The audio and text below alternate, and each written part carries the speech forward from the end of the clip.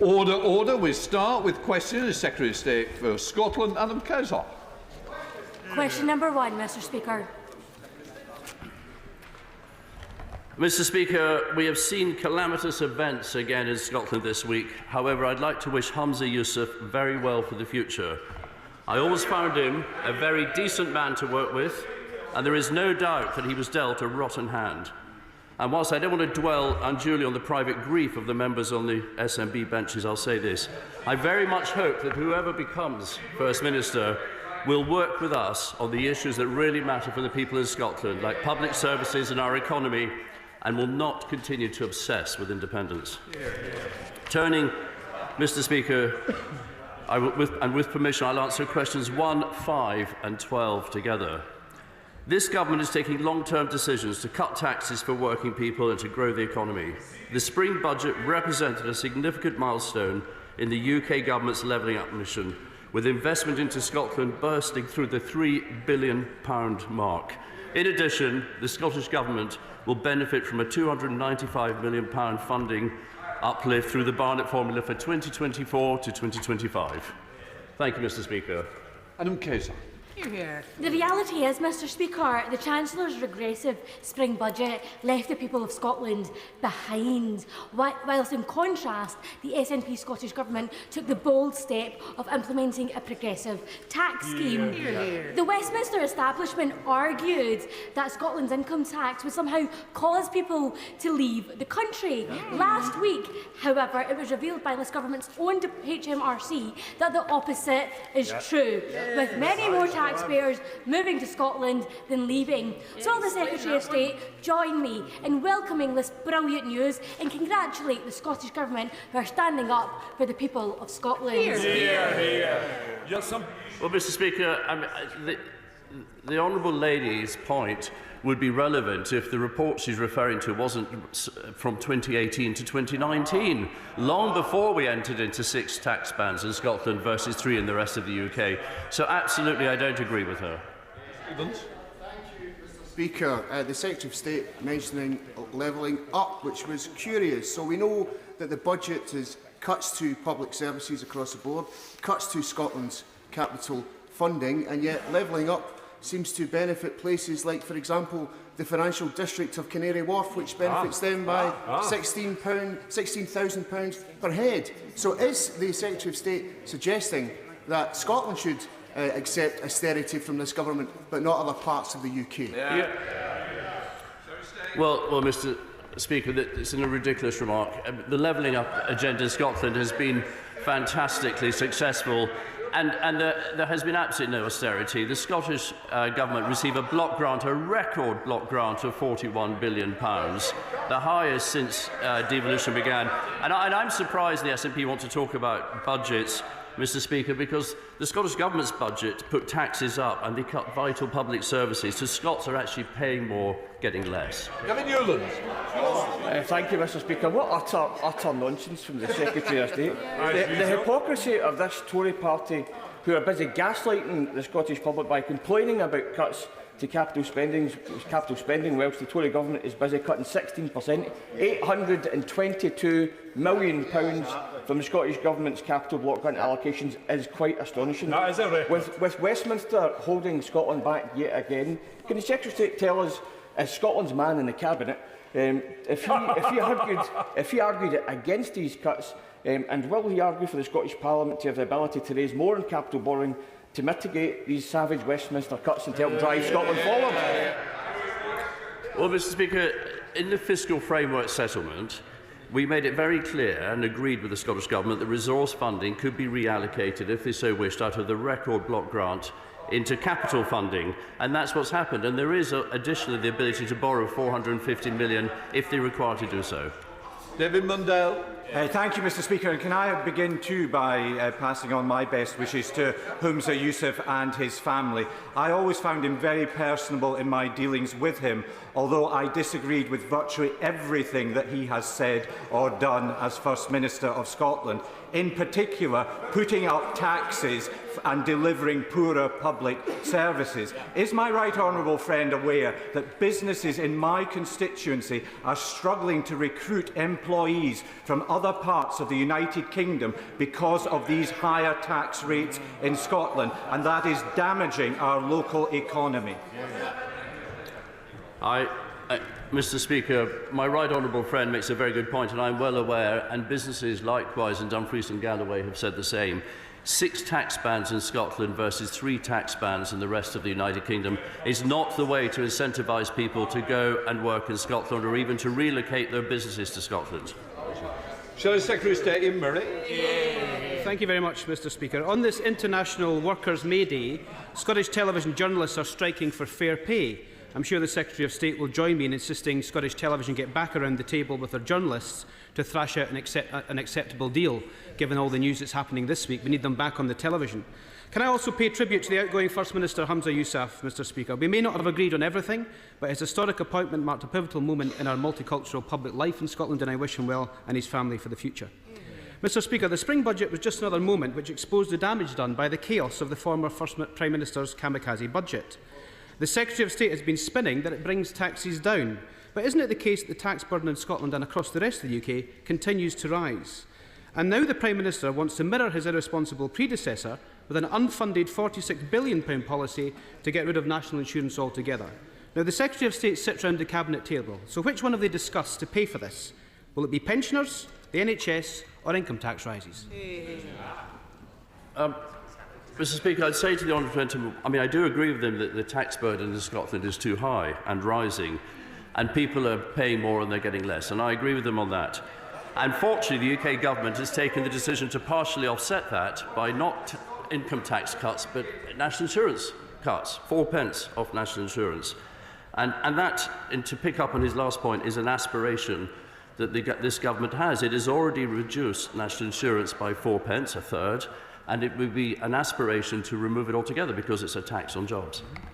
£46 billion unfunded aspiration, and the Secretary of State or the Government won't tell us where they'll get the money from. Mr. Speaker, the truth is that Scotland is trapped between 2 chaotic and failing governments. We've had 3 Prime Ministers and will have had 3 First Ministers in as many years. All the while, the member for Aberdeen South thinks he is already the First Minister by calling the shots but shooting himself firmly in the foot. What is abundantly clear to the people of Scotland is that neither the Scottish or UK governments are even interested in delivering the change that Scotland needs. With neither government wanting to let the people decide, can the Secretary of State tell the House who he thinks is most scared of a general election, the Tories or the SNP? Well, we absolutely do not fear an election, whether it's a Holyrood election or a general election. As I watch the Nationalists implode again, I say bring it on, I hear them say bring it on from a sedentary position. Bring it on, yes, bring it on. And just start, chaps over there and chapesses, start polishing up your CVs. SNP spokesperson Thomas Shepherd. Thank you, Mr. Speaker. Might I also, on behalf of the SNP group, put on record our sincere thanks to Humza Yousaf for his public service over the months and years, and wish him, Nadia and his family all the best in their future. Can I also observe, Mr. Speaker, that fewer people in Scotland will see our proceedings today because Scottish television is currently blacked out due to a strike by television journalists. I implore the management of STV to get back around the table with the NUJ to improve their pay offer and try and settle this dispute. Mr. Speaker, in terms of the budget that was approved a few months ago also contains forward planning assumptions on income and expenditure over the next 3 to 5 years. Can the Secretary of State tell us what assessment he has made of those assumptions on the Scottish public finances? Well, Mr. Speaker, the block grant, as I've said before, is a record block grant. It's running over a 3-year period. It averages out at £41.6 billion, and then there are Barnett consequentials that are added to that. And this year, that figure is £295 million, based on the spring budget's figures. Thomas Shepherd. So that sounds like no assessment at all, to be honest. The truth is that these forward planning assumptions, according to the Institute for Fiscal Studies, involve public service cuts of up to £20 billion. And that can only imply savage cuts to the Scottish Block Grant in the next 2 to 3 years. And sadly, these planning assumptions and the framework are endorsed by the Labour Party. So isn't it the truth that at the coming election, if people vote either Conservative or Labour, they are consenting to massive cuts in public services in Scotland? Well, Mr. Speaker, of course I don't agree with those figures. And what I'd say is that the public services in Scotland are in a desperate state, and at the budget the Scottish Government's just held, they froze council tax, and thereby pushing more pressure on local authorities to deliver those public services. Bob Blackman. Question number 2, Mr. Speaker. With permission, Mr. Speaker, I will answer questions 2 and 14 together. Scotland Office ministers have regular discussions with the Ministry of Defence on all matters relating to defence. Defence spending contributes significantly to delivering thousands of high-skilled jobs and investment in Scotland. And I welcome the announcement by the Prime Minister that we will increase our defence spending to 2.5% of GDP in response to rising global threats. Bob Blackman. I thank my right honourable friend for that answer, and clearly it's good news for the United Kingdom and Scotland in particular that the 2.5% of GDP is going to be spent on defence. Will my right honourable friend update the House on the number of jobs that will be protected as a result of this decision, and indeed potentially the number of jobs that could be created in Scotland as a result of this decision? Good point. Well, Mr. Speaker, the short answer is that the increased investment announced by the Prime Minister will be focused on firing up the UK industrial base. The whole of the United Kingdom will benefit from this, ensuring our armed forces are benefiting from the latest technology. And both of those things will bring economic benefits and support jobs across the whole of the United Kingdom, as I've said, and including Scotland. And I just think at this time of heightened global tension and an illegal war in Ukraine sparked by the Russians, I'm confident that Scotland is going to play a growing role as the UK government ramps its spending up.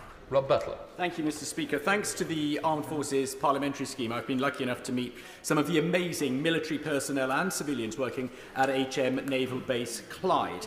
Can my right honourable friend confirm that the increase in defence spending announced last week by the Prime Minister will bring benefits across the whole country, whether at RAF bases in my own constituency or the many military establishments in Scotland, and is another clear demonstration that it is the Conservatives who can be trusted to defend and protect our entire United Kingdom?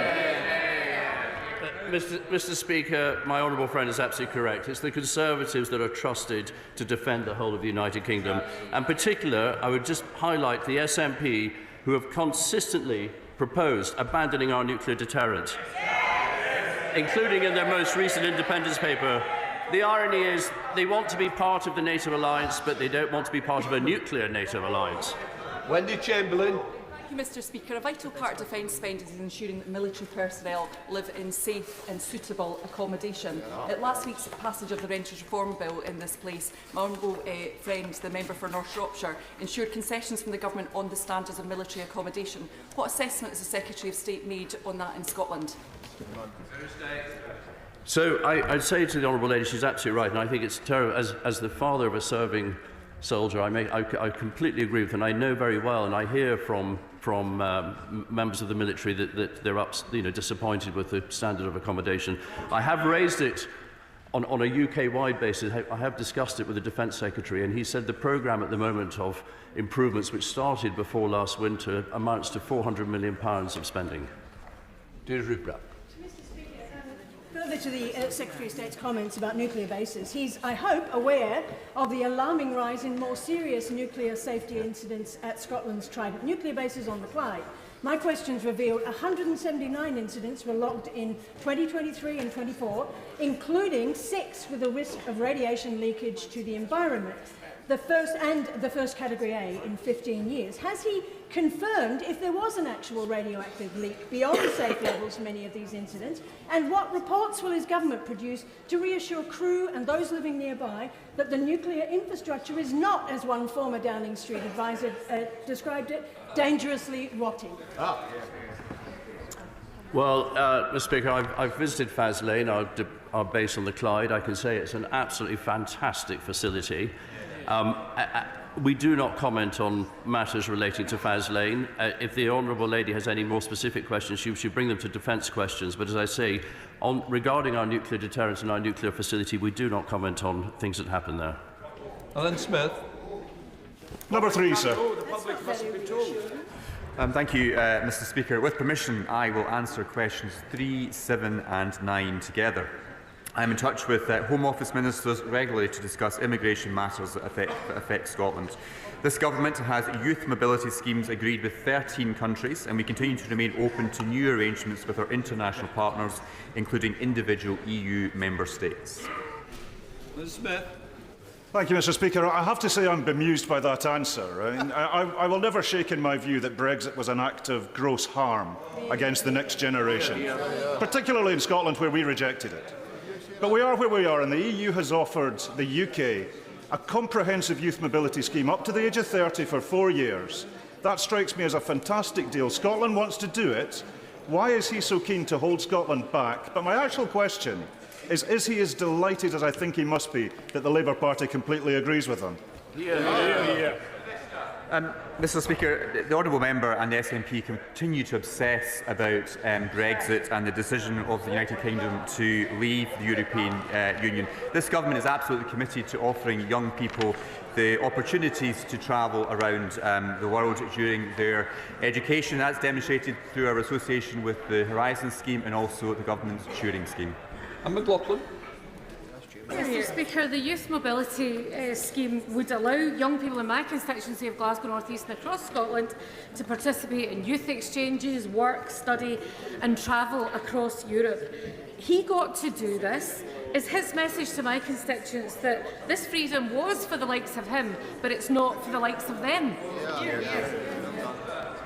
Mr. Speaker, the UK Government currently operates 13 successful bilateral youth mobility schemes with international parties. Now, the countries where we have arrangements with already include Andorra, Australia, Canada, Hong Kong, Iceland, and India, Japan, Monaco, New Zealand, San Marino, South Korea, Taiwan and Uruguay. Now, the members opposite may scoff at these countries, but these countries are offering unique opportunities for Scots to travel internationally and learn, as many of us did as well. Richard Thompson.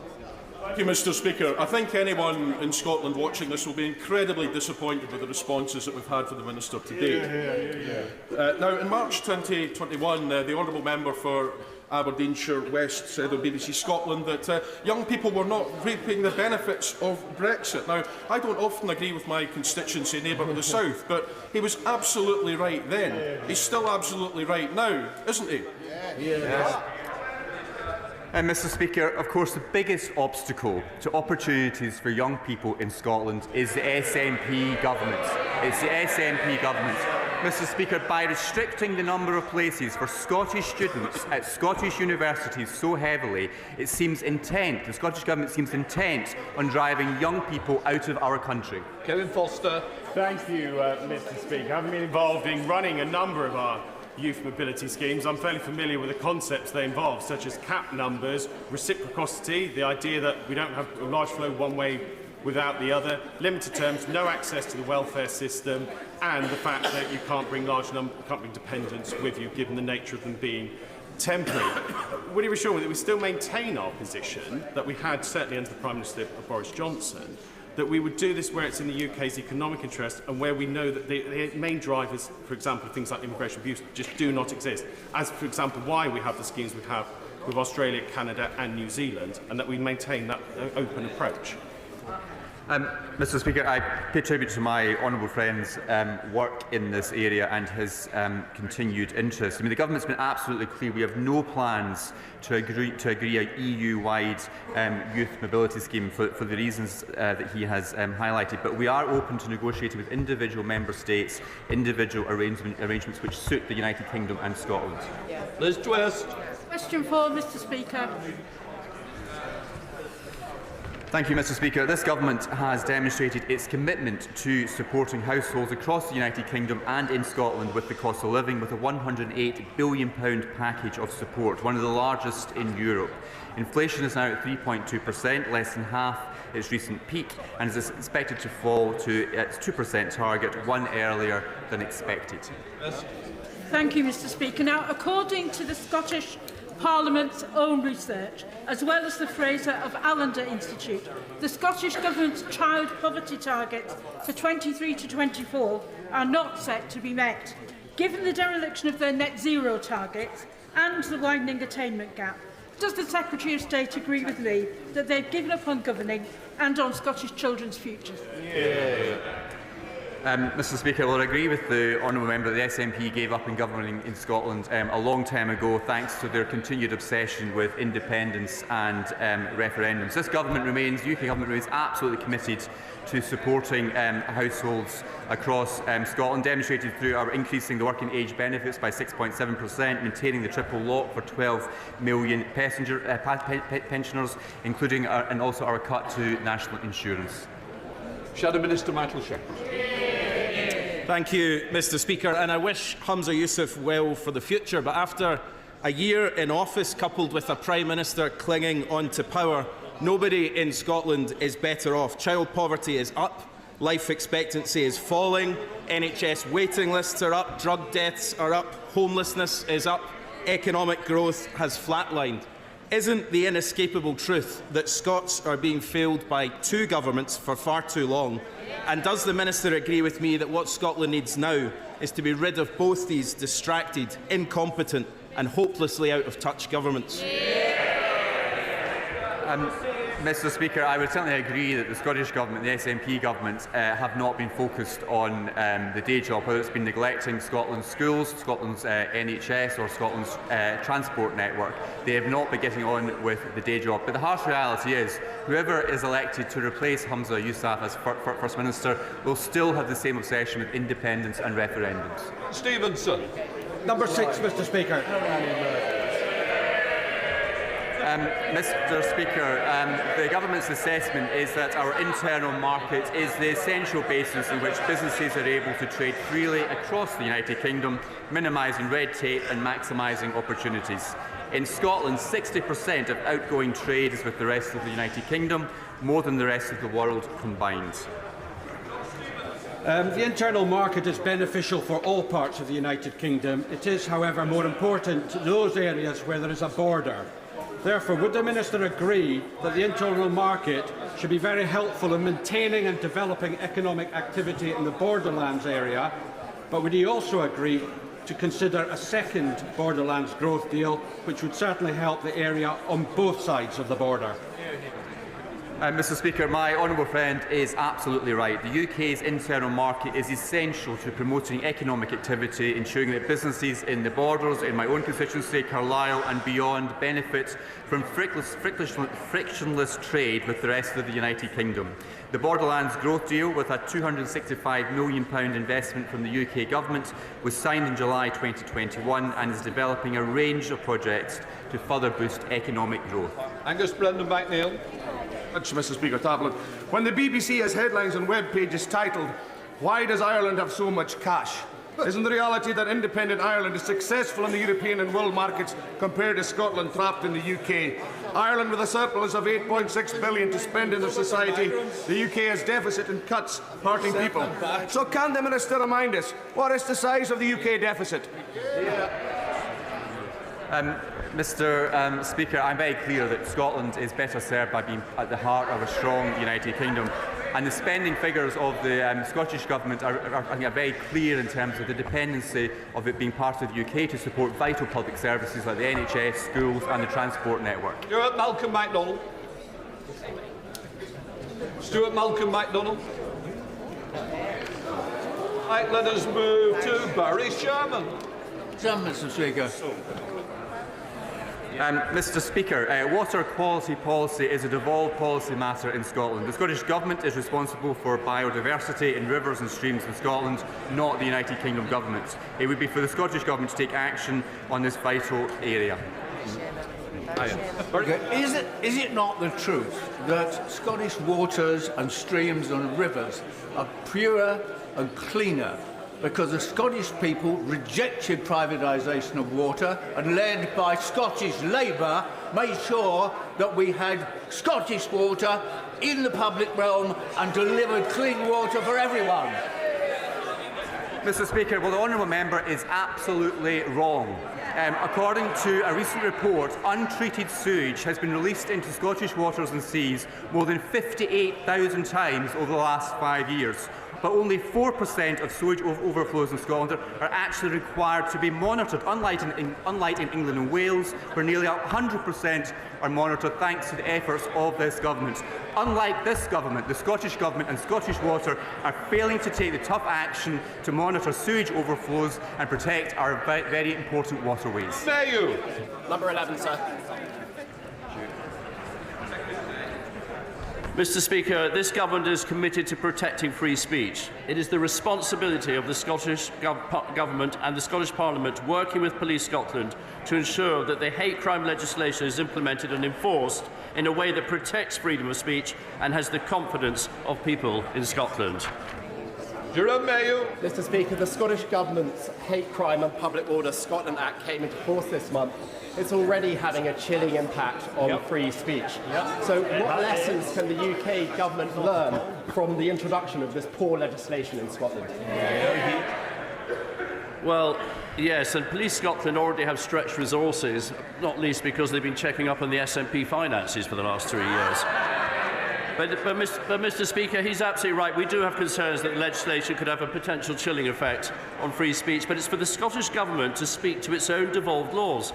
And for my part, I believe it's an awful piece of legislation. It lacks clarity as to what constitutes an offence. And importantly, my right honourable friend, the Prime Minister, has made it very clear that the UK Government will not enact similar legislation. Chair of the Select Committee, Pete Wishart. Never before has such rubbish been uttered about a piece of legislation as been uttered about the Hate Crime Act. In 1 week, the Tories have tried to repeal this, and given that this mainly consolidates existing legislation, this will leave us unprotected against Islamophobia, racism and homophobia. Will he now issue one of his famous colonial decrees and tell the Scottish Tories to back off?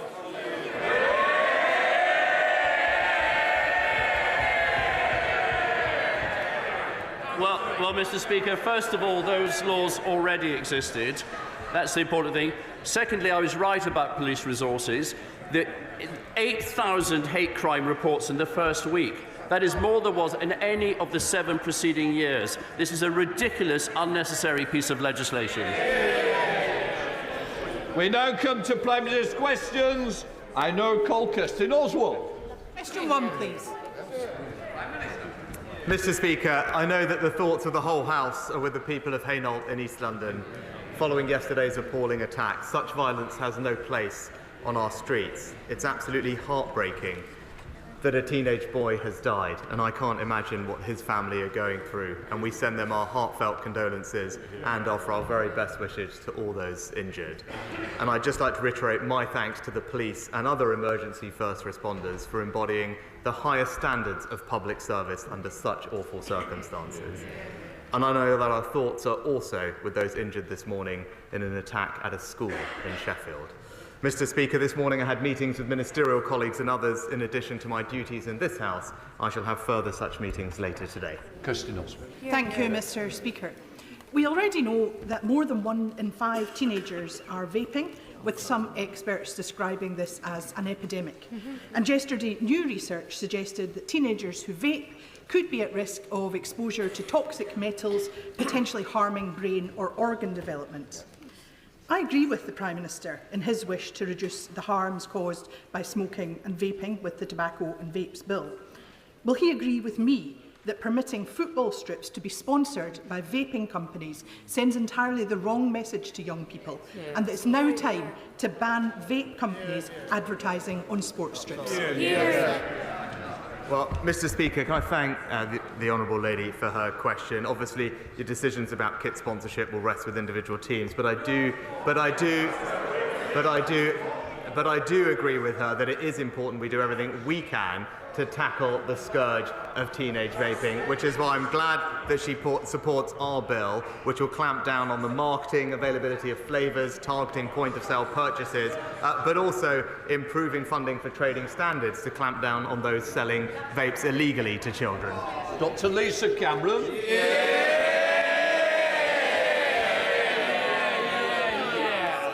Many thanks, Mr. Speaker. My husband is a veteran, and the defence of the country is the government's first duty to protect people across the United Kingdom.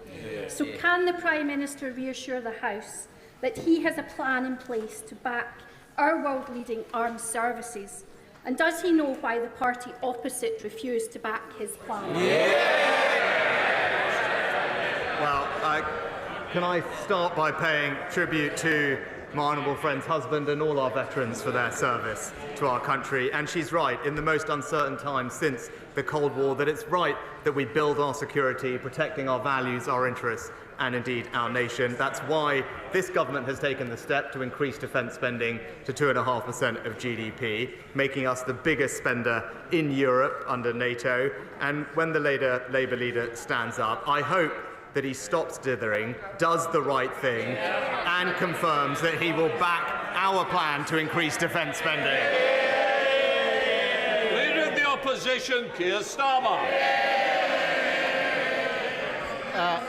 Mr. Speaker, I join with the Prime Minister in his words about yesterday's awful events at Hainault.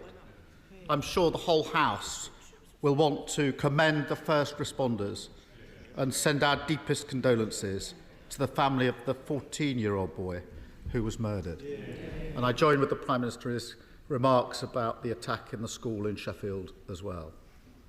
I know everyone in this House will be delighted to see His Majesty the King returning to his public duties and looking so well, and we all wish him and the Princess of Wales the best in their continued recovery. I'd also like to welcome the member for Central Suffolk and North Ipswich to his place on these benches. After nearly 2 decades as a Tory politician and an NHS doctor, Mr. Speaker, he's concluded that if you care about the future of our country and our NHS, then it's time for change. It's time for this changed Labour Party. And as of today, he's our newest Labour MP, but I'm sure he won't mind me saying that I hope he loses that title on Friday. Mr. Speaker, when a lifelong Tory and doctor says that the only cure for the NHS is a Labour government, isn't it the time the Prime Minister admits he has utterly failed? Prime Minister. Well, Mr. Speaker, I'm glad to actually see the honourable gentleman from Central Suffolk in the House today.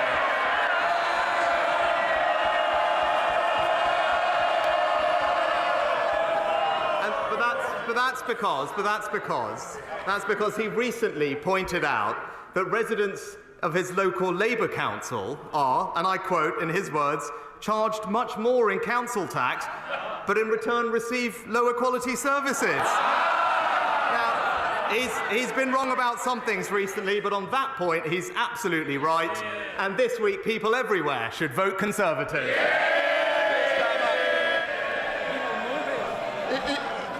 He comes out with all that nonsense, but he locks himself away in Downing Street bunker, moaning that people aren't grateful enough to him. The reality is Tory MPs are following Tory voters in concluding that only the Labour Party can deliver the change that the country needs. And I say to those Tory voters, if they believe in a better Britain, then they're safe with this changed Labour Party, and it's for them. Mr. Speaker, in the 2 weeks since we last met at this dispatch box, has the Prime Minister managed to find the money for his completely unfunded £46 billion promise to scrap national insurance? Mr. Speaker, of course, we addressed that a few weeks ago, and I'm happy to address it again. But I know that economics is not his strong point. But he might do well. He might do well, actually, to listen to a shadow education secretary who just this morning said, no, that's not how it works, Mr. Speaker. Indeed, the IFS have also said the link between national insurance and public services funding is illusory, just like Labour's economic plans, Mr. Speaker. But it's crystal clear. There's one party that's going to deliver tax cuts for working Britain, and it's the Conservative Party. That was a long ramble. Order. Whoever's banging the furniture will have to pay for your damages. Can we have less of it? We are not at the sixth form now. Come on, Prime. Well, that was a long rambling non-answer to the question, which was, has he found the money to fund his £46 billion promise to abolish national insurance? And whenever he's asked about the date of the election or people's pensions, he acts as if answering straightforward questions is somehow beneath him. But pensioners and those who are planning their retirement deserve better than his contempt for their questions. Because if £46 billion were cut from its funding, the value of the state pension would almost halve. So I don't apologise for asking him again. Order. Mr. Gullis, you've got the next question you're not going to reach. You've got a 10-minute rule bill. I'd be quiet for a while if I were you. Prime Minister. Sorry, Leader of the Opposition. So I don't apologise for asking on their behalf again whether he will finally rule out cutting their state pension to fulfil the enormous black hole in his spending plans. Mr. Speaker, of course we can rule that out, and the honourable gentleman should stop scaremongering, because it's thanks to the triple lock that we've increased pensions by £3,700 since 2010, and they will rise in each and every year of the next Parliament. But it's Labour that always hits pensioners hard. It's his mentors, Blair and Brown, that broke their promises, raised pension taxes by £118 billion and delivered an insulting 75p rise in the state pension. As one former Labour advisor just said, Brown destroyed our pension system. They did it before, they'll do it again. Labour always betray our pensioners. Mr. Speaker, it's clear he can't answer the question where he's going to find this £46 billion. No, he said, luckily for him, that's where he said it's not coming from. It's not said where it's coming from. Luckily for him, one of his peers, Lord Frost, yes, him again, does. He says to solve the Tory spending plans, the state pension age should be raised to 75. Now, understandably, that will cause some alarm. So will the Prime Minister rule out forcing people to delay their retirement by years and years in order to fulfil his £46 billion black hole? Mr. Speaker, I've answered this multiple times to the Honourable Gentleman. I'm happy to say again, this is the party that has delivered and protected the triple lock. But I know, Mr. Speaker, ultimately he's not worried about any of this, because we all remember that he's got his very own personal pension plan. I think we all remember it, Mr. Speaker. Indeed, it comes with its very own special law. It was called the Pension Increase Scheme for Keir Starmer QC. It's literally one law for him and another one for everyone else. He wants to abolish national insurance. It'll cost £46 billion, and he won't tell us where the money is coming from. We're no closer to an answer. I'm going to persevere, because last year the Prime Minister was apparently drawing up plans to remove the winter fuel allowance from pensioners. His Paymaster General went a step further. He said these are the sorts of things that we need to look at. So will he now rule out taking pensioners' winter fuel payments off them to help fund his £46 billion black hole?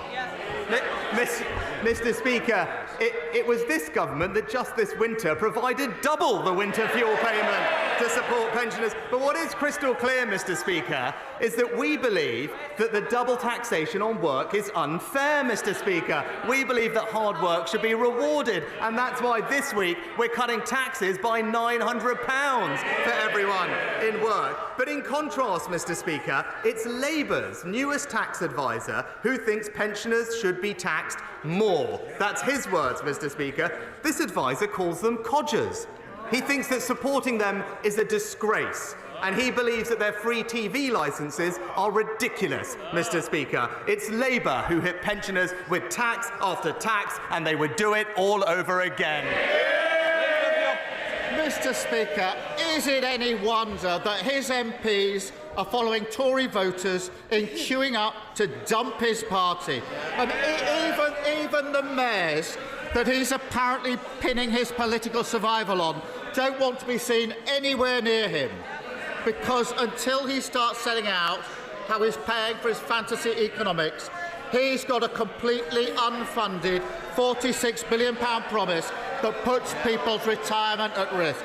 How does it feel to be one day out from elections with the message, vote Tory, risk your pension?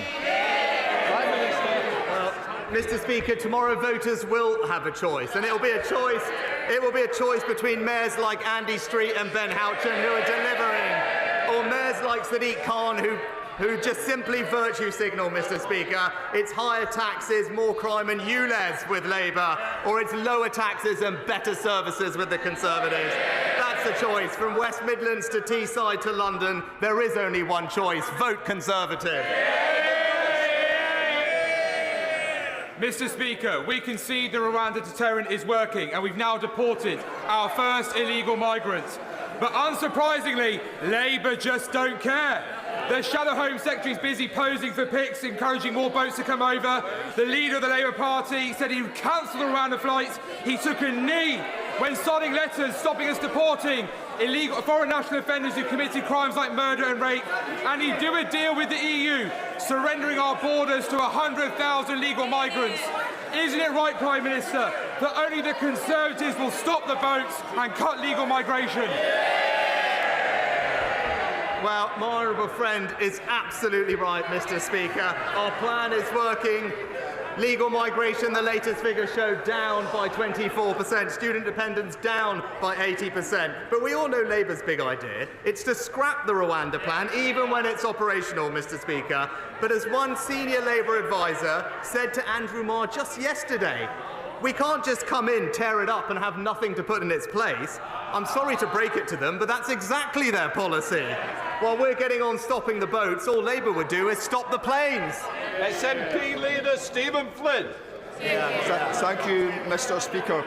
On Monday, the Armed Forces Minister was neither able to confirm nor deny that UK troops may soon be deployed on the ground in the Middle East. Now, the public watching will be hoping that members of this House do not have a short memory when it comes to the potential deployment and involvement of our military in the Middle East. So can I ask the Prime Minister to provide some much-needed clarity? Is he giving active consideration to the deployment of UK forces in the Middle East, yes or no? Mr. Speaker, you wouldn't expect me to get into any operational planning details, but what I will say is we are absolutely committed to supporting international efforts to get more humanitarian aid into Gaza, which is something I think the whole House would support by land, sea and air. We've obviously tripled our aid commitment, and right now, together with the US, Cyprus and other partners, we're setting up a new temporary pier off the coast of Gaza to get aid in as securely and quickly as possible. Stephen Flynn. Mr. Speaker, let's all be in no doubt. Aid is required in Gaza, and it is required because when people are not being bombed, they are starving to death. The solution to that is a ceasefire and the opening of safe ground air routes, not the involvement on the ground of UK military personnel. These are dramatic and potentially dangerous developments. So will the Prime Minister confirm to the House today that before he makes a decision, all members will be afforded a vote?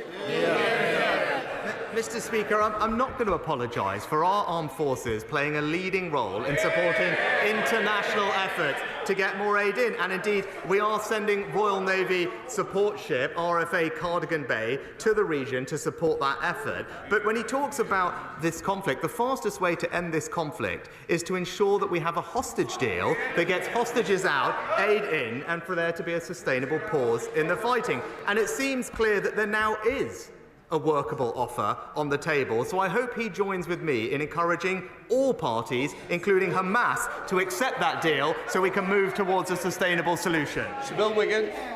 My right honourable friend's decision to cancel HS2 led to £207 million for Herefordshire's potholes and transport infrastructure.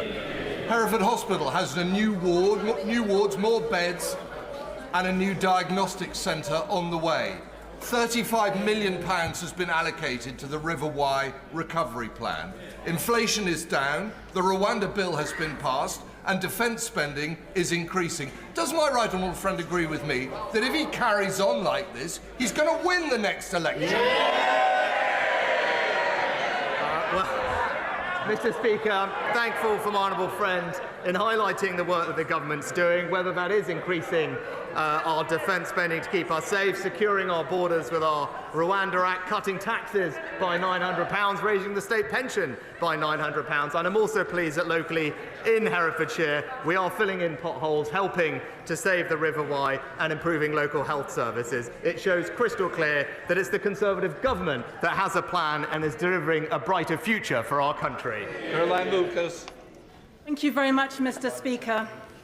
In February, his Foreign Secretary said it would be difficult for a ground offensive on Rafah to avoid harming civilians and destroying homes. Just yesterday, his Deputy Foreign Secretary admitted he was struggling to see how such an attack could be compliant with international humanitarian law. All the signs are that Netanyahu is about to defy the international community. An attack on the 1.5 million Palestinians sheltering in Rafah is imminent. If that attack begins, will that be the moment when the Prime Minister finally finds the moral backbone to ban arms exports to Israel? And if not, how much more suffering has to happen before he acts to prevent further UK complicity in crimes against humanity? Have been killed, and we do want to see Israel take greater care to avoid harming civilians. I've made these points repeatedly to Prime Minister Netanyahu, specifically about the impact of any military incursion into Rafah, and we continue to say to the Israelis at all levels that we want to see more aid going in and bring about a hostage deal so we can move towards a sustainable ceasefire. Andrew Slough. The 60% increase in funding for special educational needs and disabilities is extremely welcome, but the challenges around the recruitment of community paediatricians mean that some children in Leighton Buzzard, Dunstable and Houghton Regis are waiting too long for an assessment. What can the NHS do to attract more of the 39,000 additional doctors recruited under this government into community paediatrics as a specialty, which is incredibly rewarding and important? Oh, my honourable friend is right, and I know he joins me in welcoming the significant action that we've taken already to improve children's health, whether that's reducing sugar in children's foods, but the £600 million we've also invested to improve the quality of sport and physical activity in schools. The NHS has established a special group to ensure that the recovery of paediatric services keeps pace with that of adult elective care too, and I know that he will be pleased that the NHS long-term workforce plan that we have fully backed doubles the number of medical school places in England, increases specialty training places, and that will increase the size of the pool from which community paediatricians can be drawn in the future. Alistair Carmichael. Thank you. I know that you, Mr. Speaker, want to join me in sending condolences to the friends, family and colleagues of our former colleague Lord Andrew Stunnell, who served with exceptional diligence and grace as MP for Hazel Grove in this House and who passed away very suddenly on Monday. Mr. Speaker, when the BBC ends long-wave radio transmission next year, they will also end access to electricity tariffs like total heating with total control, relied on by almost 1 million households across the United Kingdom. Switching to smart meters is not going to fix this for most people, not least because the rollout programme is so far behind. So will the Prime Minister or possibly His Secretary of State for Energy get the energy companies, the regulator and the customer groups together so that we can stop passing the blame around and find a solution that does not yet again leave people in the Highlands and Islands behind and out in the cold? Well, Mr. Speaker, I understand that an agreement has now been reached to ensure that radio teleswitching services will continue until June of next year, and Ofgem are also engaging with energy suppliers on their plans to support consumers through the transition. Whilst households that are currently covered by the service shouldn't be disadvantaged by the switch off, it's energy suppliers who are best placed to advise on tariffs for those who have been switched to a smart meter. However, I will make sure that the right honourable gentleman does get a meeting with the relevant minister to ensure that his constituents are not left behind during the transition. Peter Aldis. Thank you. Thank you very much, Mr. Speaker. The East of England is playing a lead role in delivering the UK's energy security, and without our contribution, the country will not be able to successfully transition to a renewable energy supply system. In recent months, our coast has taken a battering, and projects like the Lowestoft Flood Defence Scheme have been postponed. Will my right honourable friend ensure that government departments are fully coordinated so as to provide the region with good supporting infrastructure, proper protection for coastal communities, and every opportunity for local people to take up exciting new jobs? Mr. Speaker, we are levelling up across the United Kingdom and investing in places that need it most, including, as my honourable friend rightly highlights, our coastal communities. Almost £1 billion of levelling up funding has been allocated to the East of England, including £75 million for coastal places. I know that he welcomes the town deal for Lowestoft in particular, but I will ensure that my honourable friend gets a meeting with the relevant minister to discuss how we can further support his region, its role in our energy security, but particular its coastal communities. Deirdre Brown. Mr. Speaker, the Greenpeace group Unearthed found 36 supposed grassroots campaign groups which were actually administered by Conservative staff and activists and were forums for vile racism, anti-Semitism and Islamophobic attacks on Sadiq Khan. Now, one hears of other such coordinated efforts around anti-20-mile-per-hour zones in Wales. Can the Prime Minister shed some light on these shady groups spreading abuse, their funding, their links to his party, and whether he is aware of similar operations existing elsewhere in the UK? If he won't, will he at least commit today to investigate and take action to tackle the sources of this grubby gutter politics? Mr. Speaker, I'm not aware about the topic that the honourable lady raises, but I'm not going to make any apology for Conservatives pointing out the record of whether it's the SNP in Scotland or the Labour government in Wales, because that's exactly what democratic process is about. She might not like it when we highlight their record, but we will keep doing so that we can deliver for people across the United Kingdom. Thank you, Mr. Speaker. I welcome our government's commitments to boosting defence spending and supporting Ukraine, made possible by this Conservative Prime Minister's international leadership and sound management of the economy. My constituents have been doing us proud supporting Ukraine, like the Pot Place Garden Centre delivering ambulances, medical equipment and supplies, and Steve Hodgson providing vital aid. Would the Prime Minister join me in paying tribute to my constituents and people up and down the land for their support for Ukraine, and reaffirm that we will continue to stand with Ukraine for the sake of freedom, democracy and global security? I join my honourable friend in thanking people up and down the country, including the fantastic work of his constituents, in supporting the Ukrainian community in the face of Putin's illegal invasion. We remain steadfast in support of Ukraine, and in total, since the war began, we've pledged over £12 billion of aid to Ukraine. Last week, we announced an additional £500 million of funding, which will be used to deliver much-needed ammunition, air defence and engineering support and drones. But more importantly, and President Zelensky welcomed this, we are able to now say that we will continue with this level of support for as long as it takes because of the historic increase in our defence spending. And it's crystal clear that on this side of the House, we can say that our support to Ukraine will never waver. Margaret Greenberg. Thank you, Mr. Speaker. In 1969, my constituent Georgina Jacobs gave birth to a baby boy who she named Robert. Sadly, Robert was born asleep, and in those days the hospitals would ask the father to collect the baby's body, take it to the cemetery and leave it there for burial. For 53 years, Georgina didn't know exactly where Robert was buried. When she eventually found him, she shared her story on social media, and other mothers who'd been through the same experience got in touch. Since then, Georgina has located over 60 babies on behalf of grieving parents and has deservedly been presented with the Wirral Award for her achievements. Will the Prime Minister join me in congratulating Georgina on her award and on having brought comfort to so many parents and families? And will he, on behalf of all previous governments, apologise for this form of practice which left grieving parents with nowhere to visit their buried children? Well, can I thank and commend the Honourable Lady for raising this case and just pay tribute to Georgina for what she is doing. I often say that one of the most incredible things about doing this job is meeting people like Georgina who have suffered tragedy in their lives, but then use that to campaign and inspire and bring about a better life for everyone else. She's a prime example of that. She deserves nothing but our praise and admiration, and I'm so pleased that she's brought comfort to so many. Manufacturing Technology Centre, which the Prime Minister visited, High Temperature Research Centre, Rolls-Royce, Parker Meggitt, Fanuc and the London Electric Vehicle Company. Given that every Labour government has left office with unemployment higher than when they came in, can the Prime Minister see any reason why anybody would want to put this fantastic progress at risk?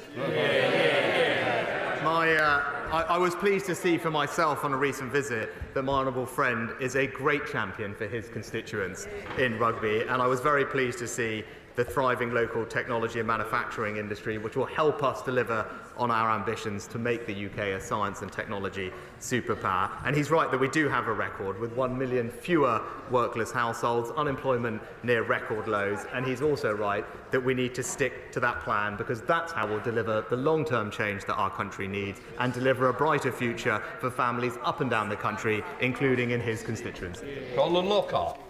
Thank you, Mr. Speaker. Hypocrisy needs called out, and everyone in this House will recall the former Irish Prime Minister in Brussels with a photograph of a bombed customs post, lamenting that any border between Northern Ireland and the Republic of Ireland was unworkable, it was in breach of the Belfast Agreement and could result in such troubles again. The hypocrisy of the Irish government from such a position has not been lost, with the Irish police now tasked to patrol the border, protect from the unsubstantiated, unfounded 80% figure of asylum seekers who supposedly make their way to the Republic of Ireland from the UK via Northern Ireland, when actually the reverse is true. Will the Prime Minister challenge and call out these actions and confirm what representations he has made to the Irish Prime Minister and the Justice Minister to respect the integrity of our UK and our border? Well, the House will be aware that we have made commitments to avoid a hard border on the island of Ireland, and the Honourable Lady makes a very important point that the Irish government must uphold its promises too. We can't have cherry-picking of important international agreements, and so the Secretary of State is seeking urgent clarification that there will be no disruption or police checkpoints at or near the border, and I can confirm that the United Kingdom has no legal obligation to accept returns of illegal migrants from Ireland. Now, it's no surprise that our robust approach to illegal migration is providing a deterrent, but the answer is not sending police to villages in Donegal. It's to work with us in partnership to strengthen our external borders all around the common travel area that we share. So Desmond Swain. Mr. Speaker, I was the Lord Commissioner that signed the Right Honourable Gentleman's special pension into law. He owes me one. But the Prime Minister is right. Labour's 75 pence was an insult to pensioners. Yet last year, our triple lock afforded pensioners the highest increase in 30 years. The Prime Minister is going to continue to deliver for dignity in retirement, isn't he? Well, my right honourable friend is absolutely right that we will provide dignity to all those in retirement. That's why we introduced the triple lock, and that's why this year the state pension is rising by £900. I'm also proud of our record to bring 200,000 pensioners out of poverty, and I can also say Labour pensioners in this country can trust the Conservatives. Mr. Speaker, in only one of the 194 local authority areas in England, Are NHS ambulances meeting the national response time targets for responding to potential heart and stroke victims? Does the Prime Minister know which one it is? Mr. Speaker, when it comes to ambulance waiting times in A&E, of course there's more work to do, but the place where they are the river last winter, we have 800 more ambulances on the road, faster discharge out of our emergency care centres, and 10,000 virtual ward beds. Of course, as I said, there is more to do, but the contrast to Labour on Wales is crystal clear. It's the worst A&E performance anywhere in Great Britain. Stephen Trabb.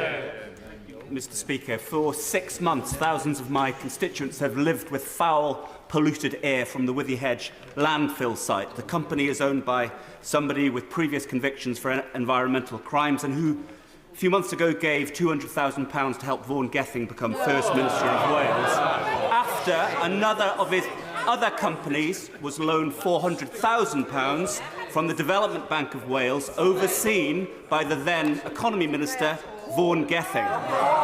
Does the Prime Minister agree with me that this serious matter demands an independent investigation? It's not some internal Labour Party matter, and ultimately that company needs to get out of my constituency and let people in Pembrokeshire have their quality of life back.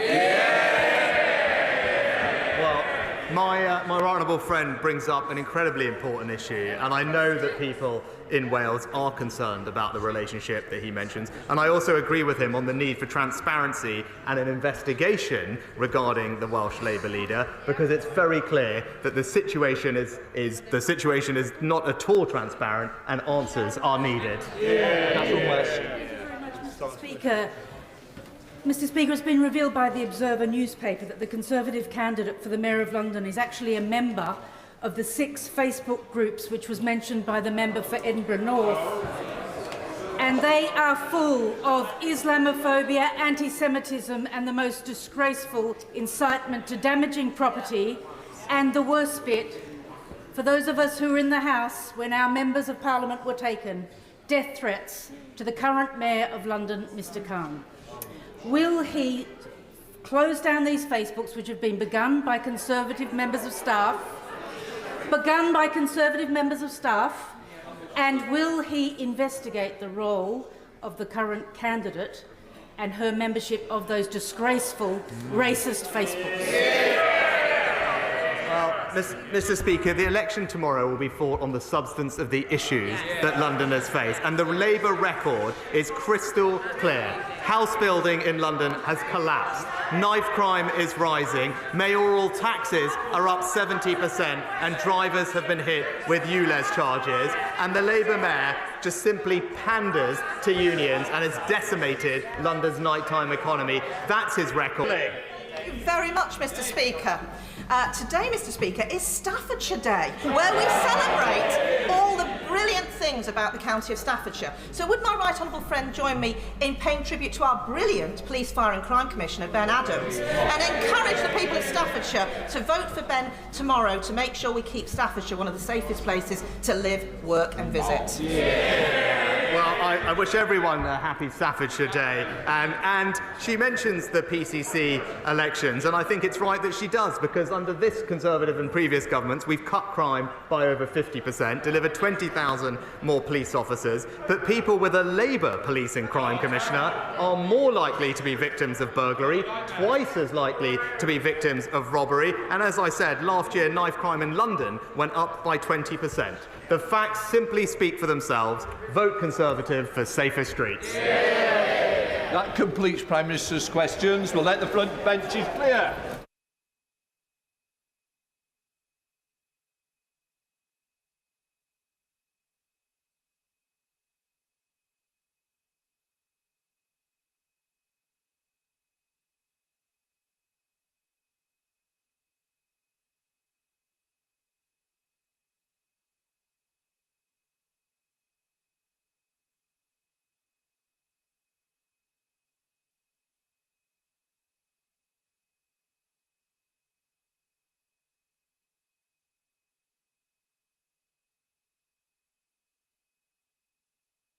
To the first of the statements, I call Minister Tom Pursley.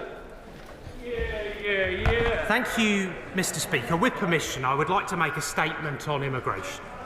This government is committed to reducing immigration into the United Kingdom, both legal and illegal immigration. Legal immigration has risen in recent years, in part because we've extended the hand of friendship to people fleeing conflict and persecution in Ukraine, Hong Kong and Afghanistan. That was the right thing to do. But another factor has been rising numbers of overseas students and workers and their dependents. They've risen to unsustainable levels. The steps my right honourable friend, the Home Secretary, announced last year to cut net migration will mean that around 300,000 people who would have been eligible to come to the UK will now not be.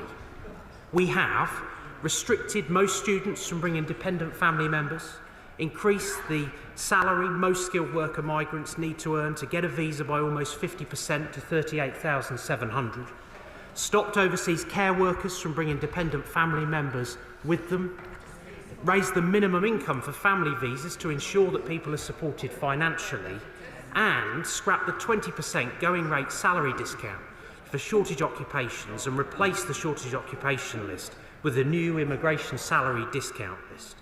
The latest estimates from the Office for National Statistics show that net migration in the year to June 2023 was 672,000. This is 73,000 lower than 6 months earlier. These are provisional figures and we need to go further, but these are encouraging signs. The latest statistics show numbers applying for skilled worker, health and care and study visas in the first 3 months of 2024 are down 24% on the same period last year. We removed the right to bring dependents on the student visa route for those starting courses from the 1st of January, other than on postgraduate research programmes and government-funded scholarships. Applications for student-dependent visas have fallen by 80% since our changes came into effect. From the 11th of March 2024, we've stopped overseas care workers from bringing family dependents and required social care firms in England to be Care Quality Commission registered in order to sponsor visas. In the year ending September 2023, an estimated 120,000 dependents came via this route. In the first 3 months of 2024, applications for health and care visas were down 28%. And this is just the start. Most of our changes have only just come into force. Meanwhile, we remain committed to stopping the boats. Following royal assent for the Safety of Rwanda Act and ratification of our treaty with Rwanda, we can now operationalise our plan to relocate illegal migrants to Rwanda. Rwanda is a safe country that has repeatedly shown its ability to offer asylum seekers a chance to build new and prosperous lives. It has a strong and successful track record in resettling people, hosting more than 135,000 refugees, and it stands ready to accept thousands more who want to rebuild their lives and who cannot stay in the UK. Once flights begin, we will have added another vital deterrence to crack down on the people smuggling gangs who treat human beings as cargo. The first illegal migrants set to be removed to Rwanda have now been detained following a series of nationwide operations this week. Operational teams within the Home Office have been working at pace to safely and swiftly detain individuals in scope for relocation to Rwanda, with more actively due to be carried out in the coming weeks. The action is a key part of the plan to deliver flights to Rwanda in the next few weeks. We've made solid progress in stopping the boats, but we need to finish the job. The number of small boat arrivals fell by more than a third in 2023. Our work with international partners prevented more than 26,000 crossings last year, as well as helping to dismantle 82 organised crime groups since July 2020. Our new agreement with Albania has cut Albanian small boat arrivals by more than 90%. And we recently signed a groundbreaking deal with Frontex, the European Border and Coast Guard Agency, marking another crucial step in securing our borders. An initial cohort in the thousands of suitable cases for removal to Rwanda has been identified and placed on immigration bail with strict reporting conditions. We have a range of measures in place to ensure that we remain in contact with individuals, including both face-to-face and digital reporting. Immigration enforcement have a range of powers to trace and locate any individuals who abscond, as well as a dedicated team of tracing officers who work with the police, other government agencies and commercial companies to help trace individuals and bring them back into contact. It'd be inappropriate, of course, to comment further on operational activity. Mr. Speaker, Immigration has enriched this country beyond measure, but it needs to be sustainable and it needs to be fair. Legal immigration should be focused on helping those in genuine need and on ensuring that our economy has the skills it needs in order to flourish. It is simply not right for those who can afford to pay gangsters to jump ahead of those who would play by the rules and whose need is greater. Nobody needs to flee to the UK from a safe country like France. Illegal immigration and unsustainable legal migration both place intolerable burdens on communities. Over time, they will undermine support for immigration in general, which would be a tragedy. That is why this government has a plan, which we're putting into action. There is further to go, but we're seeing the positive impact of it already. I commend this statement to the House. Shadow Minister Stephen Kinnock. Thank you very much, Mr. Speaker, and I thank the Minister for sight of this statement. But I have to say that this really is getting quite difficult to watch.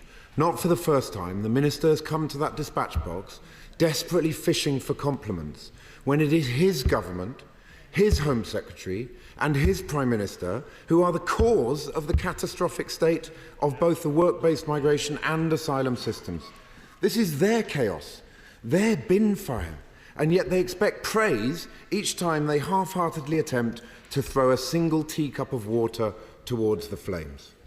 Net migration has trebled since 2019 to a barely comprehensible 745,000. And under this government, the number of people crossing in small boats has spiralled from a few hundred in 2018 to tens of thousands every year. So it was toe-curlingly embarrassing to watch the Minister here claim that he's made, and I quote, solid progress on stopping the boats, when this year the number of crossers are at their highest level on record, more than 7,000 January to April. It was excruciatingly painful to watch the Home Secretary boast on social media about removing people with no right to be here, when the removal of failed asylum seekers has collapsed by 44% under this government since 2010. And the removal of foreign criminals has plummeted by 27%. And when he's completely lost track of 3,500 asylum seekers who he claims to be identified for deportation to Rwanda. It is also painful to hear the government figures bragging in the media that their Rwanda policy is somehow a success because a single person who didn't even cross the channel on a small boat has chosen to fly to Rwanda voluntarily with thousands of pounds of government money stuffed into his pocket by the Home Secretary. Mr. Speaker, this is not a policy. It's a headline-chasing gimmick, a fiasco and a farce. Labour has been absolutely clear that we reject the £500 million Rwanda scheme based on its unaffordability and its unworkability, and that will only cover 1% of small boat asylum seekers, and the government has no plan for the other 99%. We will repurpose that money to smashing the criminal smuggler gangs with our new cross-border police unit and a security partnership with Europol. And crucially, our new returns and enforcement unit will ensure that more flights take off to other countries, which remove foreign criminals, failed asylum seekers and visa overstayers, so that we can restore some control and integrity back into our asylum system in a way that is firm, fair and well managed. We'll also end the use of 250 asylum hotels and other inappropriate accommodation for asylum seekers, which is costing the British taxpayer millions of pounds every single day. Mr. Speaker, it is also, by the way, painful to hear the Minister bragging today about a reduction of health and social care visas awarded as a way of bringing down net migration. Firstly, based on such a small data sample. Secondly, because this is only one sector of the economy. And thirdly, because the Minister seems to care not one iota what this reduction in workers will mean for our elderly parents. What is the impact assessment? Where is it? And where is the plan to recruit local talent? Mr. Speaker, just a few questions to the Minister to end. On net migration, can the Minister explain why net migration has trebled since his party pledged to lower it during the 2019 general election? Will he admit that the huge surge in work-based migration over recent years is evidence of this government's total failure to deliver on domestic skills and training?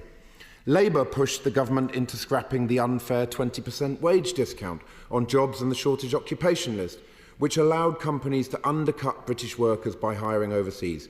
Can he explain why it took so long for his party to steal our policy?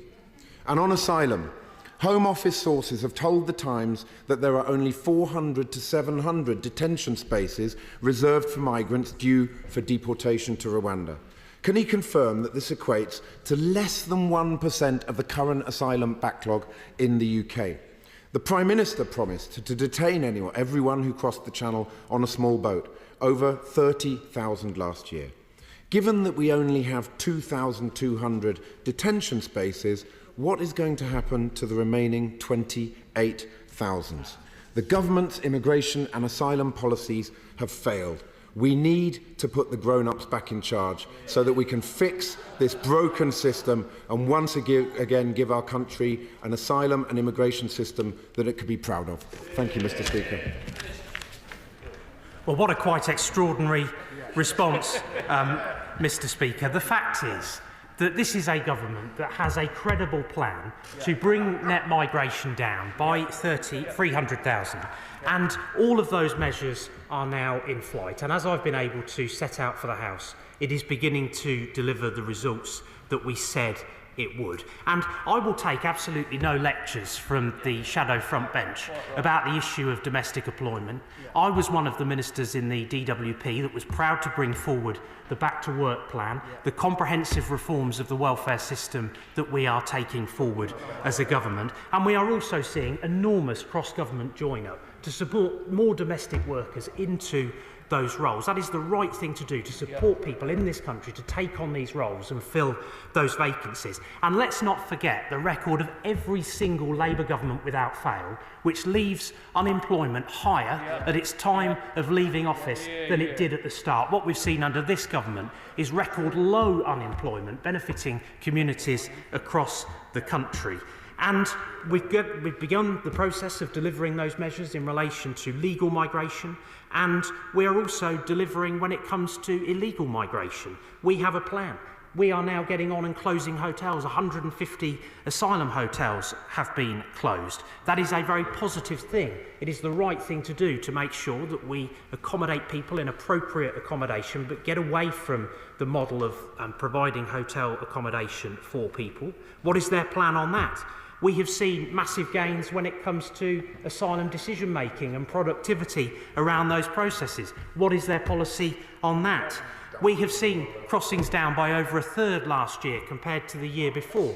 We have seen Albanian arrivals falling by 90%. Again, what is their offering to achieve likewise? There isn't one. And we will continue to sustain the progress that we have made.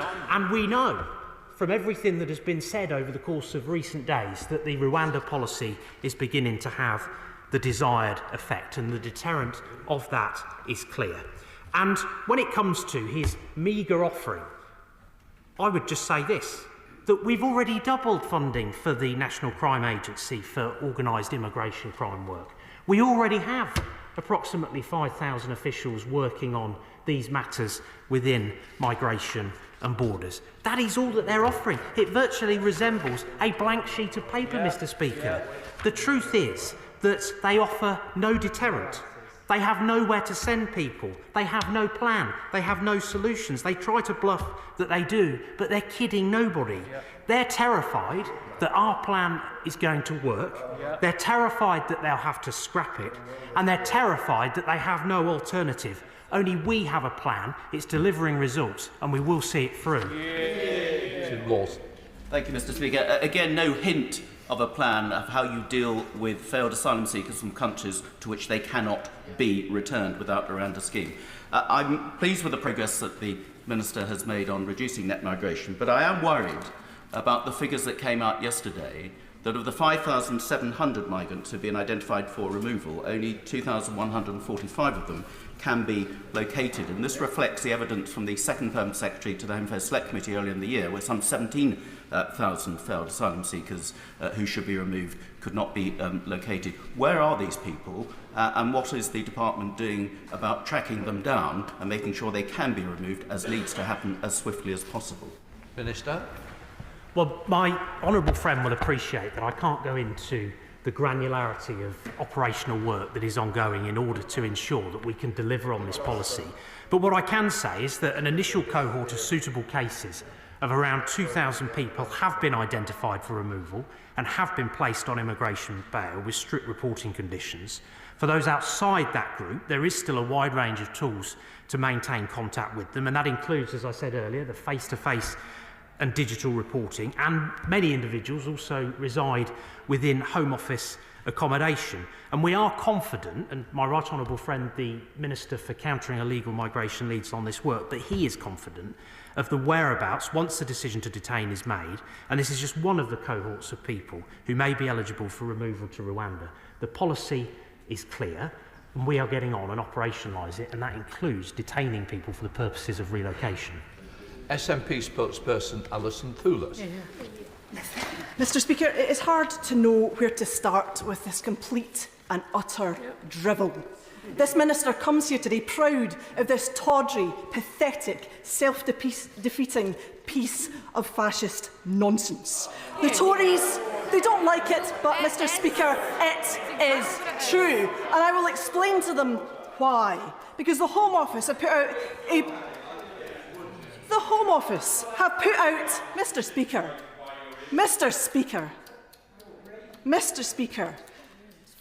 they don't like the truth. The Home Office has issued a promo video this morning of people being detained, and it absolutely turns my stomach. A government that glorifies its state-sponsored people trafficking plans as it cuffs people and takes them out their beds to be sent to another country against their will. It is sickening, Mr. Speaker. Mr. Speaker, these plans are damaging to our society, to our economy, to the people who need care, to the people who want to love, live and study here. Universities are up in arms about their cuts to student numbers. It makes absolutely no sense. The draft rules that the government have issued on adults and risk in immigration detention were released this week. But instead of action on the very serious recommendations of the Brookhouse inquiry, the Home Office is instead doubling down on their policy of indefinite detention. And Labour are going along with all of this. Shame on them. Mr. Speaker, far from what the Minister said, small boat arrivals are up this year. Rwanda is no deterrent because none of the other policies that they have had have proved as a deterrent. And the thousands of people who they want to send have disappeared, never to be seen again. And who can really blame them, Mr. Speaker, if they're going to be plucked from their beds and taken away by ministers and sent to countries against their will? Indeed, who can blame them? And the risk also is that these people will end up being exploited because they have gone into hiding. They will be exploited, they will be trafficked, they will be vulnerable. Why is the Minister not acknowledging the impact that this policy will have on vulnerable people? And finally, Mr. Speaker, if it is indeed the case that the person that they sent to Rwanda has not been granted refugee status in this country, why are they not being returned to their country of origin? Is it perhaps that that country is actually unsafe? And if that is true, why weren't they given refugee status here in the first place? Well, what I would say, Mr. Speaker, is that it's perfectly respectable as a position to want to protect our borders. It is right and proper to want to ensure that we have a fair and balanced system of legal migration that is sustainable. And I make absolutely no apology whatsoever, and nor will this government or any of the ministers in the Home Office, for placing front and centre the determination to protect people's lives. We have seen too many lives lost in the Channel at the hands of what are evil criminal gangs who take people's money, exploit them, send them in unseaworthy vessels out to sea with no regard whatsoever for human life. And candidly, beyond that, I'm not going to edify it with anything further. David Green. Thank you, Mr. Speaker. I very much welcome the fact that the Minister is able to come to this House with the first encouraging signs of lower migration numbers, which will be welcomed widely outside this House, including, I suspect, in Scotland.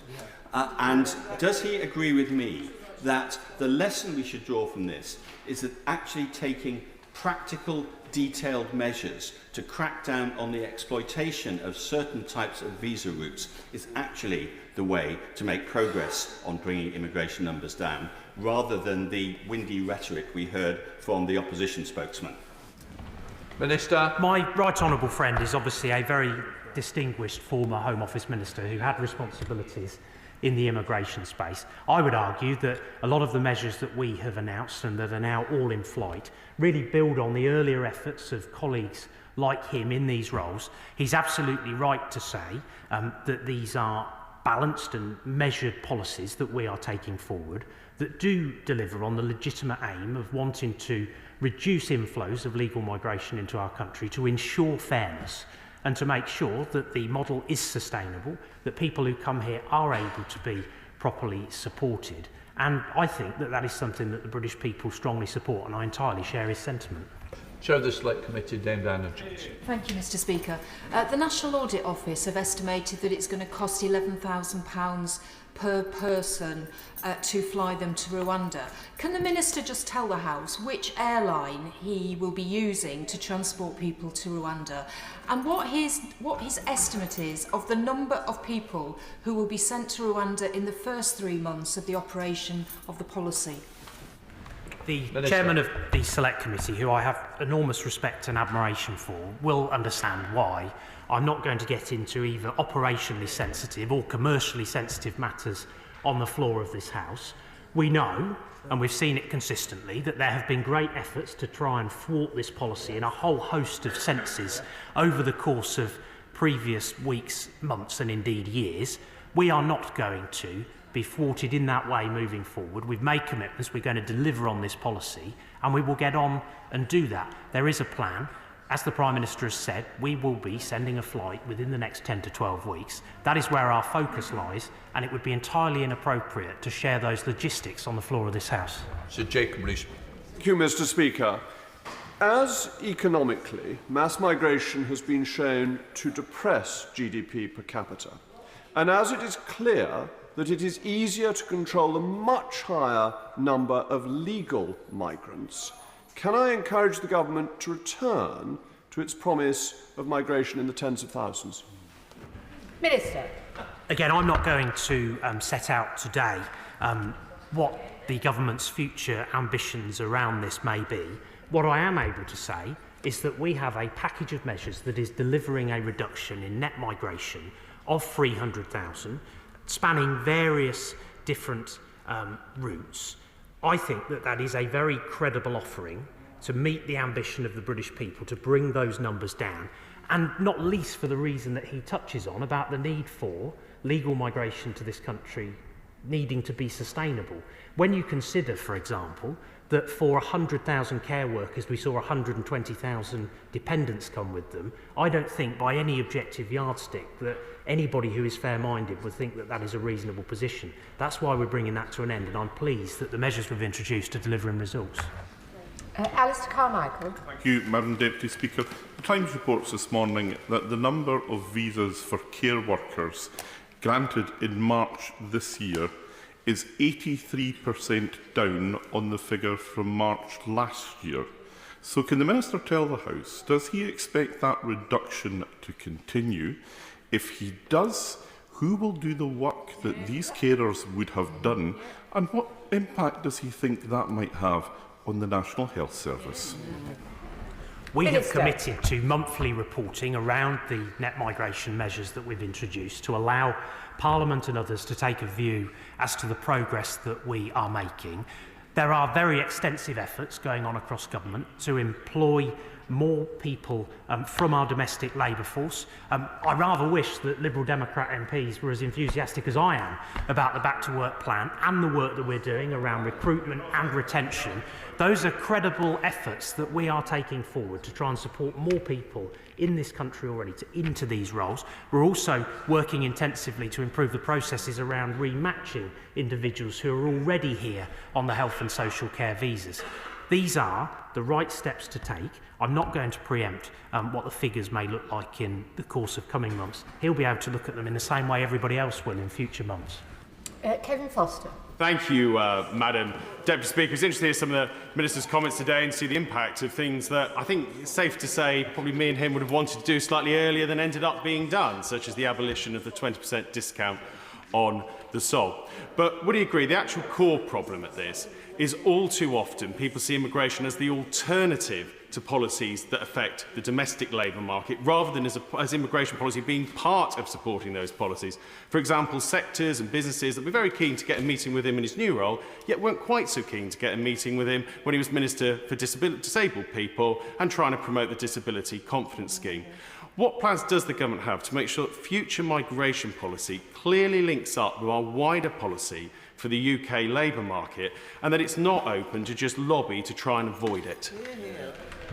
Well, my honourable friend speaks with real authority on this issue and, of course, with real experience, and I well recall conversations that he and I have had in previous ministerial roles that both of us have held. I think he's absolutely right to allude to the fact that immigration ought not to be the first port of call when it comes to meeting our skills needs and when it comes to filling vacancies. That's entirely why this government has a coordinated plan when you take immigration into account, but also reflecting the Back to Work plan and the reforms that we are introducing in relation to health and disability benefits and a whole host of other areas. That should be our focus. I would argue there's a very strong moral case for doing that too. But it's the right thing to do, to invest in our domestic labour force, to get people into those vacancies. And where there does need to be a practical approach to immigration, we should look at that. But it most definitely shouldn't be the first port of call.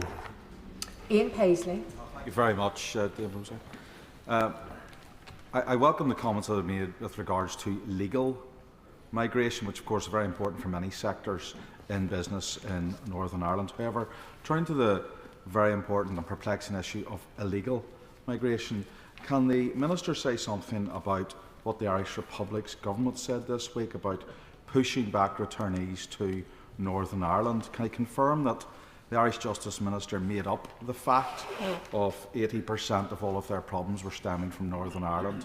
And can they say something about the Republic of Ireland's courts claiming that the United Kingdom was an unsafe destination to return people to in the first instance? Please assure me that Northern Ireland will not become the dumping ground for the right-wing problems that are being faced across the EU. What I would say to the right honourable gentleman is that, as the Prime Minister has rightly said, and he made these points as well during the course of Prime Minister's questions, we are not going to accept returns from the EU via Ireland. When the EU doesn't accept returns back to France, where illegal migrants are coming from in the first place to the United Kingdom. The UK government's position is clear. We, of course, have regular and ongoing work when it comes to abuse of the common travel area. That is right and proper. And we also stand by our obligations under the Good Friday Agreement. But the position is as per that which the Prime Minister, I would argue, has made very clear. Vicky Ford. Thank you, Madam Deputy Speaker. Chelmsford is a very welcoming community. We've welcomed Ukrainian refugees, the families of those brave Afghans who stood beside our soldiers. We've welcomed Hong Kong Chinese. We have amazing domestic abuse services. We welcome women and their families from all over London and the South East who's fleeing violent men. We've built thousands of new homes, and because the London Labour Mayor has so spectacularly failed to build new homes, we welcome social housing tenants from all across London. But this cannot go on. We have 400 families unable to find homes in temporary accommodation. We have to control our migration. I am delighted that he is closing 100 hotels. Please, will he close the Atlantic Hotel and the Leg Street flats in Chelmsford, because Chelmsford has welcomed so many and we cannot home everyone. I am very mindful of the fact that her community in Chelmsford have been incredibly generous as part of the work that we have been delivering as a UK government in conjunction with communities to provide sanctuary for those who are fleeing the most dreadful conflicts around the world. When you think about the response to Ukraine, when you think about the response to Afghanistan, when you think about the response to Syria, as well as the situation in Hong Kong. And she's also right to touch on the issue of abuse within routes. That is precisely why we are introducing greater CQC oversight and accreditation into the health and social care visa system. But she also, on the accommodation point, I hear her representations, we've had conversations about that. What is critical to allow us to get on and close hotels across the country and to get the accommodation picture into a more manageable state is to reduce the inflows. And what is clear is that only this government has a credible plan to reduce the inflows of people coming here illegally via small boats across the channel. And we are going to see that through in order to make sure we can get on and close more hotels. John MacDonald. I believe as the policy is not being rolled out, it's seen to be the brutal, inhumane financial fiasco that it is. But yesterday, what happened was, as asylum seekers turned up for their normal reportage, their monthly reportage, they were detained, causing immense distress. What will inevitably happen is a number of those will then be sent to the detention centres in my constituency. We've had experience of what happens when people are distressed in this way. We've had suicides, self-harm and mental health breakdowns. Yeah. Could I have an assurance from the Minister that the charities that support asylum seekers when they're detained, for example Care for Calais and others, will have direct access to these detained individuals, and yes, that they will have access to legal advice? Minister. It is, of course, the case that there are established processes whereby people can access the support that is appropriate in the circumstances. I would argue I have a principled disagreement with him on this point around detention. I do think that it is perfectly right, and I recognise the SNP don't support detention either for the purposes of removal, but I do think that it is appropriate where people are here who have no right to be here, that for the purposes of removal they are detained, but that is done entirely properly in accordance with the law, with the proper safeguards around that. And as ever, that will continue to be the case during the course of the work that is ongoing as part of the Rwanda relocations. Mark Francois. Thank you, Madam Deputy Speaker. I welcome the statement and in particular the news that in some categories at least, immigration is now finally beginning to fall. On asylum specifically, the Irish Foreign Minister and former Taoiseach, Michel Martin, complained bitterly just a few days ago that large numbers of asylum seekers were moving from Northern Ireland into the Irish Republic. Sky News reported yesterday that the Irish government are now seriously contemplating moving police officers to the border to interdict that flow, which would effectively create a hard border on the island of Ireland, which some of us were lectured for years, including by the man who is today's opposition spokesman, that the Irish government would never contemplate under any circumstances whatsoever. So the stench of hypocrisy is strong. Will the Minister assure me we will never allow the Republic to return those people to Northern Ireland unless and until we can remove illegal cross-channel migrants to France? And as for the contemptible remarks of the SNP spokesman, at least the United Kingdom has a government, which is more than you can say for Scotland this week.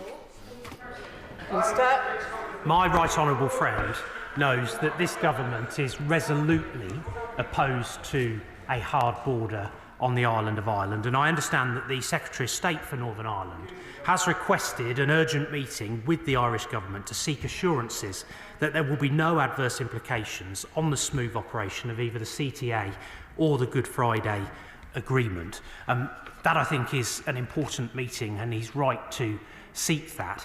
I again would reiterate the point that we would welcome a returns agreement with the European Union. We think that it is right that we explore those opportunities, and that is something that we will continue to pursue. Joanna Cherry. When I was first elected to this House, we often debated safe and legal routes, but we don't hear very much about that anymore. Many of my constituents are writing to me wanting a family reunion scheme for their relatives in Gaza. I recently co-authored a report with Helena Kennedy recommending that United Kingdom government have a humanitarian visa for women in Afghanistan and Iran. Can the Minister tell me, do the government have any plans to announce any safe and legal routes before the next general election? Minister. The position is that, and I'm sure that the honourable and learned lady has followed this closely, that through the Illegal Migration Act, we made a commitment, and that was reflected in the legislation, to come forward and publish the cap and the statutory instrument that sits alongside that, which will support our efforts to be able to provide resettlement opportunities in this country for people in the years ahead. That work is on track. We will deliver on that commitment, and I'll be able to say more in due course. Steve Bryan. Care England appeared before my select committee and told us that the care sector was, quote, blindsided by the change to ban overseas care workers from bringing dependents to the UK.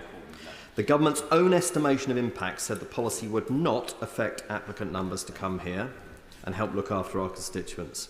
Yet today's figures show care worker applications have decreased by more than half.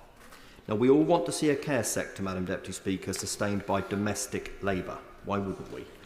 But with 152,000 vacancies to the end of March this year, is this decrease the intention or the unintended consequence of these changes? The position that I have consistently described is that the situation around dependents has been unsustainable. As I said in answer to an earlier question, we saw 120,000 dependents coming with 100,000 care workers. That is not a position that could realistically continue to be sustained. It is very early stages when it comes to the delivery of these measures. The health and social care changes have only just come into force. I think that he will want to satisfy himself, having looked at the figures across a number of months. But I also would just reiterate the point that there are huge opportunities around domestic recruitment. There is enormous work going on within government with a focus on retention. That is the right way to deal with these challenges. But there is still a health and social care visa route available for people. But in future, and I don't think it's unreasonable to think that individuals without dependents will come, they'll still be able to come, and that's entirely appropriate. Jeremy Corbyn. Thank you, Madam Deputy Speaker. When the Minister gave a statement to the House, he said that the government had extended the hand of friendship to those fleeing persecution and oppression. Is he aware that a considerable number of those people that are in Calais or have crossed the Channel and tried to get to this country are themselves victims of human rights abuse, environmental disaster and wars, some of which this country has been involved in, such as Afghanistan? And his answer is to demonise them. His answer is to try and force them to go to Rwanda. Shouldn't he think for a moment of a sense of humanity about people who are in a desperate situation, through no fault of their own, looking for a place of safety in a country that was involved in the war in the first place in Afghanistan? Sir. I'm exceptionally proud of the work that this country, and which has been supported by the Home Office and its teams, have done as part of the resettlement efforts, the enormous resettlement efforts that we have taken forward in recent years. In fact, only last week, I had the real privilege to spend some time with a team who had been supporting some new Afghan arrivals through the ACRS. I was incredibly moved by that work. Those individuals have come through a safe and legal route, and we will continue to see through those commitments. The UK has played its part. It will continue to play its part. But what is not right, in any sense, is to give the impression that anybody ought to be getting in a small boat, paying an evil criminal gang to do so, coming across the Channel, risking their lives, and we saw a young girl lose her life only last week. Nobody needs to leave those French shores in order to find safety. We do have safe and legal routes, and it's right that people come through those. Sir Edward Lee. 15 months after the government announced that they were taking over the whole of RAF Scampton and putting 2,000 migrants there, not a single one has arrived. We fought the Home Office to a complete standstill. Everything we've said has been proved correct. Costs are rising exponentially from 5 million to 27 billion. The buildings are decaying, the runways decaying. The Labour Party have now joined my early day motion against this. We've involved the Levelling Up Secretary, who's now imposing all sorts of conditions on the Home Office. Will this excellent minister, and he's a really first-class minister, now ensure that his attention is focused, laser-like, in working with us, in doing what we've argued for from the beginning, releasing the entire site to Scampton Holdings so we can get the biggest and best levelling up we've ever had on a former RAF base?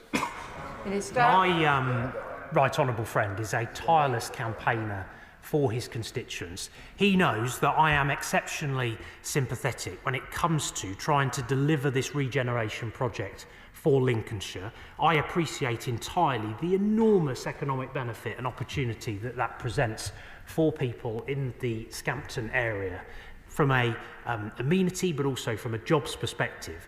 And we are working intensively with him and with the local authority to move this forward.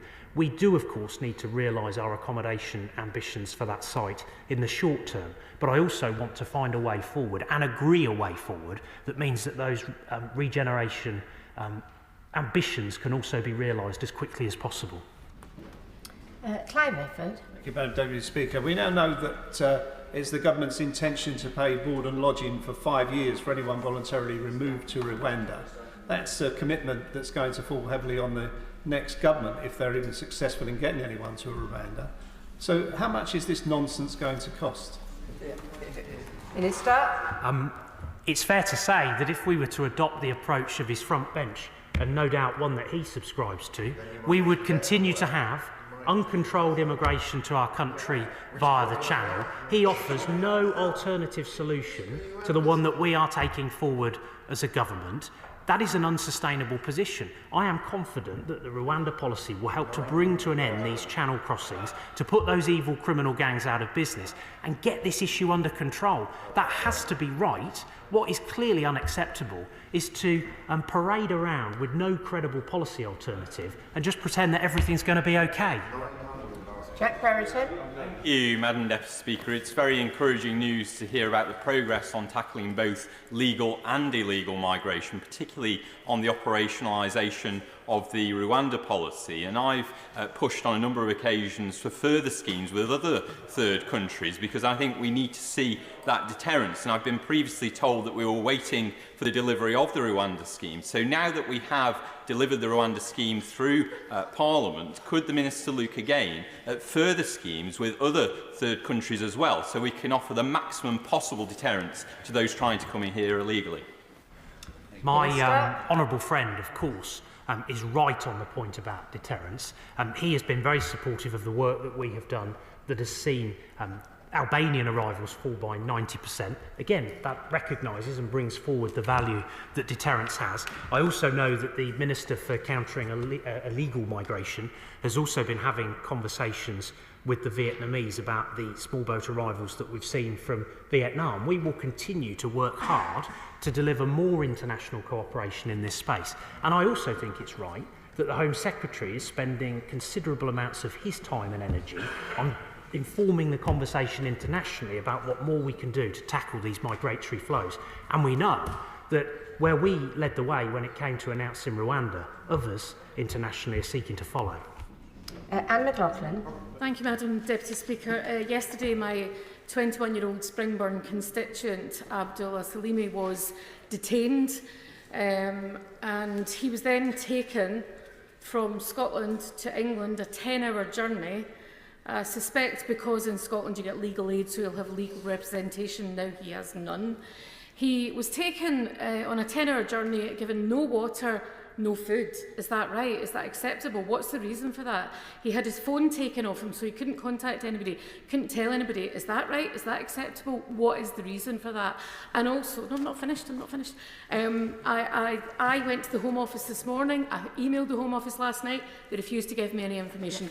I went with this letter for one of his colleagues and they refused to take the letter. I am his MP. I have got the right to know what is going on in his life and the right to try to represent him. Why am I being denied that, and why is he being denied the rights that you enjoyed at the age of 21? I would make the point that I am a British citizen who is in this country legally, and the fact is, it is right. Now, if the Honourable Lady allows me to just finish the point, it is entirely right and proper that people are detained on a legal basis for the purposes of removal under this policy. But there are always safeguards around that. I will very gladly accept the letter from the Honourable Lady and ensure that it reaches the right destination within the Home Office. And we will, of course, in the normal way, look very carefully at any concerns that she wishes to raise. I recognise that she is entirely opposed to the policy objective that we are seeking to advance. There is a principled disagreement there. She thinks I'm wrong. I think that she is wrong about this. But on those specific points, if she'd like to share them with me, I will gladly ensure that she receives a full response. Nigel Mills. Thank you. The signs of a fall in net migration would be welcome across Amber Valley. Could I raise the concern of a situation where a young UK national goes and works abroad for a while and then forms a relationship, but now isn't yet earning enough to sponsor their spouse to come and live in the UK? Is there more we can do to help in that situation? Perhaps by at least clarifying the guidance that they can use actually both of their salaries so they can meet the earnings threshold.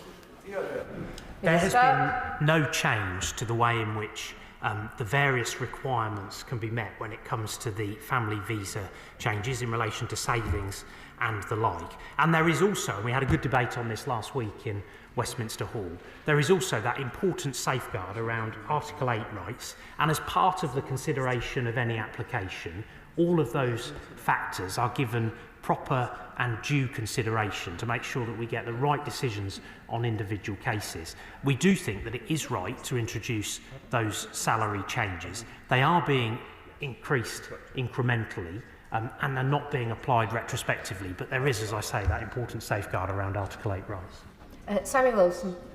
Mr. Speaker. First of all, we have supported this policy, albeit with some reservations, because we believe it is important to break the criminal gang model and also to ensure the stability of the United Kingdom. But I must say I'm not very convinced today by the Minister's arguments that we're sending one person with £3,000 in their pocket to Rwanda and we're still looking for half the people who are meant to be sending. But this week the Irish Government, in an attempt to divert attention from its own domestic failures in housing and immigration, has started a row about immigrants coming from the United Kingdom into the Irish Republic. This usual Brit bashing exercise that they engage in anyhow. But can he, and he's been asked twice today and he hasn't given an answer, can he tell us what specific measures he will put in place to ensure that a cynical Irish government does not simply bus immigrants to the border and dump them in Northern Ireland? The situation that he describes would not be appropriate, and it is of course a matter for the Minister for Countering Illegal Migration. He leads on that work within the Home Office. What I can say to him again is that we have been clear that if there is a desire for a returns deal, that needs to be done with the EU in the way that I think the British people would rightly expect. And when it comes to the earlier point that he made in relation to Rwanda, this voluntary return that we saw is part of a very established approach to voluntary returns that was in place even when the last Labour government was in office. But we are now getting on and delivering the wider scheme. The Prime Minister has been clear that we will operationalise that over the course of the next 10 to 12 weeks. We are determined to send individuals with no right to be here to Rwanda to put out of business the evil criminal gangs responsible for the misery in the Channel. John Stevens. Thank you, Madam Deputy Speaker. Minister, I welcome the news of a reduction in the numbers of legal immigration. Immigration must be set at sustainable levels so that they can integrate properly into our country. But would the Minister agree that to fill any skills gap, it is vital that we ensure that we upskill our own people and not become dependent on immigration? And secondly, can you confirm that his department is working with the Education Department and DWP to ensure that we do actually achieve that?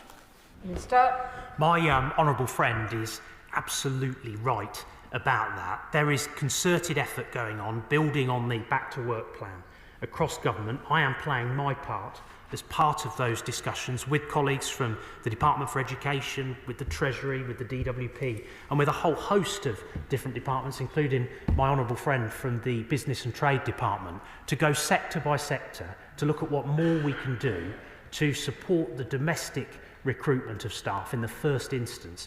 That is the right approach to this. It is not right to resort to immigration as the first port of call, and his support for those efforts and those endeavours are very much appreciated. Ruth Cadbury. Thank you, Madam Deputy Speaker. Labour pushed the government into scrapping the unfair 20% wage discount on jobs on the shortage occupation list. Can he explain why it took so long for them to adopt our policy? Minister? I don't think I'd quite see it like that. Labour's policy is a blank sheet of paper. This government's policy is a credible offering, which is to get on and deliver on both legal and illegal migration. And the good news is those efforts are delivering results. Carol Monaghan. Thank you, Madam Deputy Speaker. The Minister has said that numbers applying for skilled worker, health and care and study visas are down 24%, and astonishingly he's proud of this. International students bring massive economic benefit to the UK. In my constituency alone, it's worth 83 million per annum. Wow. They're also highly mobile. Now, if the graduate route is closed, we lose out economically, but more importantly, our businesses lose skills and the ability to develop and expand. So can the Minister confirm today that there are no plans to close the graduate visa route? Minister? She presents the government's position in a inaccurate, I would argue, and disingenuous light. The fact is that we want to see a balanced approach to migration. We do believe that the position around dependence was not sustainable. She will also recognise that there is a proper process which is ongoing in relation to the graduate route. The Migration Advisory Committee are looking at that route, looking at the data, taking representations, and will report in the proper way to the department, and ministers will then take decisions around those recommendations, taking full account of the facts and having proper conversations within government about the right way forward. But it's entirely right that we wait for the Migration Advisory Committee's findings. David Clark. Madam Deputy Speaker, can the Minister explain what will happen to the over 115,000 people the Refugee Council estimates can't be removed to Rwanda or returned to their home country after the Illegal Migration Act of 2023? Does he accept that those people stuck in limbo will likely be reliant on Home Office support or go underground? Minister? I'm not going to get into the operational specifics of the work that is ongoing to operationalise the Rwanda policy. We are clear that there is a basis upon which we can send people to Rwanda for the purposes of relocation, with the ultimate objective of putting the evil criminal gangs out of business who are responsible for bringing people here. But we of course work cohort by cohort, and we take appropriate decisions for individuals according to the relevant circumstances that are relevant in each specific case. Jim Shannon. Thank you, Madam Deputy Speaker. Can I thank the Minister for his answers to all the questions today? And clearly government has a policy that they're trying to achieve, and I think government needs some support from everyone across the chamber to make that happen. The Home Office have stated that a crackdown on visas has led to an 80% fall in skilled worker visas. Does the Minister agree with me that our fishing sector and industry relies upon the provision of skilled workers and their visas, and what steps could be taken to ensure that the fisheries does not suffer as a result of what the Minister has said today? Thank you. Minister? What I can say on fishing is that historically the government has been very generous and allowed the fishing sector and seafood processing sector to have a privileged position within the immigration system with quite considerable support. There has been some very legitimate and understandable concerns raised around the risks of exploitation and the need to safeguard people properly. One of the things, and I make this offer again having made it previously to the sector, is that if they have ideas about how we can still uphold those duties to safeguard people, and the English language requirement is a part of that, but if they have ideas about how those requirements can still be met, but in a way that is conducive to helping the industry, I would welcome those representations and that evidence base. I thank the Minister for his statement, and we now come to statement from Secretary of State Kemi Badenoch. With your permission, Madam Deputy Speaker, I would like to make a statement on the UK's trade performance. When I'm overseas as Secretary of State for Business and Trade, other countries speak with nothing but admiration and respect for what we are achieving in Britain. As the CEO of Nissan Global recently remarked, it's surprising to hear people asking why they should choose the UK. In his words, we have both great people and great talent here. Certainly in the firms I've visited up and down this country, I'm proud to see our employers and exporters firing on all cylinders. Yet, when I return to Westminster, some people seem unaware of the progress that we have made as an independent trading nation. Today, I want to put that right. The latest trade data, published by the Office for National Statistics, and also that published by the UN Conference on Trade and Development, should give everyone in this House cause for celebration and renewed pride in our country. They confirmed that the strategy the public voted for on 23rd of June 2016 is delivering. Leaving the European Union was a vote of confidence in the project of the United Kingdom, and we are seeing results. Since that referendum, the UK economy has grown faster than Germany, Italy and Japan, and contrary to gloomy predictions, our manufacturing productivity has grown more than Germany, France, Italy and the USA. According to the latest UN statistics, the UK, outside the EU, became the world's 4th biggest exporter in 2022, overtaking Japan, the Netherlands and France. The value of UK exports was $862 billion in the 12 months to February 2024. This builds on progress we have made in growing our exports outside the confines of the EU. Exports are now 2% above 2018 when adjusted for inflation. Services exports are at an all-time high. A summary of these figures, along with the most recent business and labour stats, were published on gov.uk in April. Together, Madam Deputy Speaker, these definitively disprove the claims of those who prophesied a catastrophic economic collapse when we left the EU to become a sovereign nation.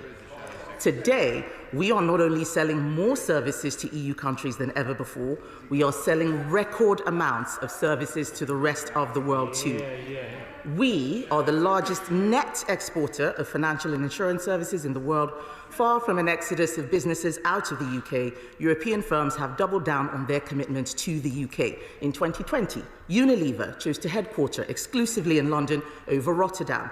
Since 2022, Cadbury has brought more chocolate production back to the UK from Germany. In the same year, Shell moved its headquarters out of the Netherlands and into the UK. And we are tearing down the barriers to trade. Since the start of 2022, we've resolved barriers all over the world estimated to be worth over £15 billion over a 5-year period to UK businesses.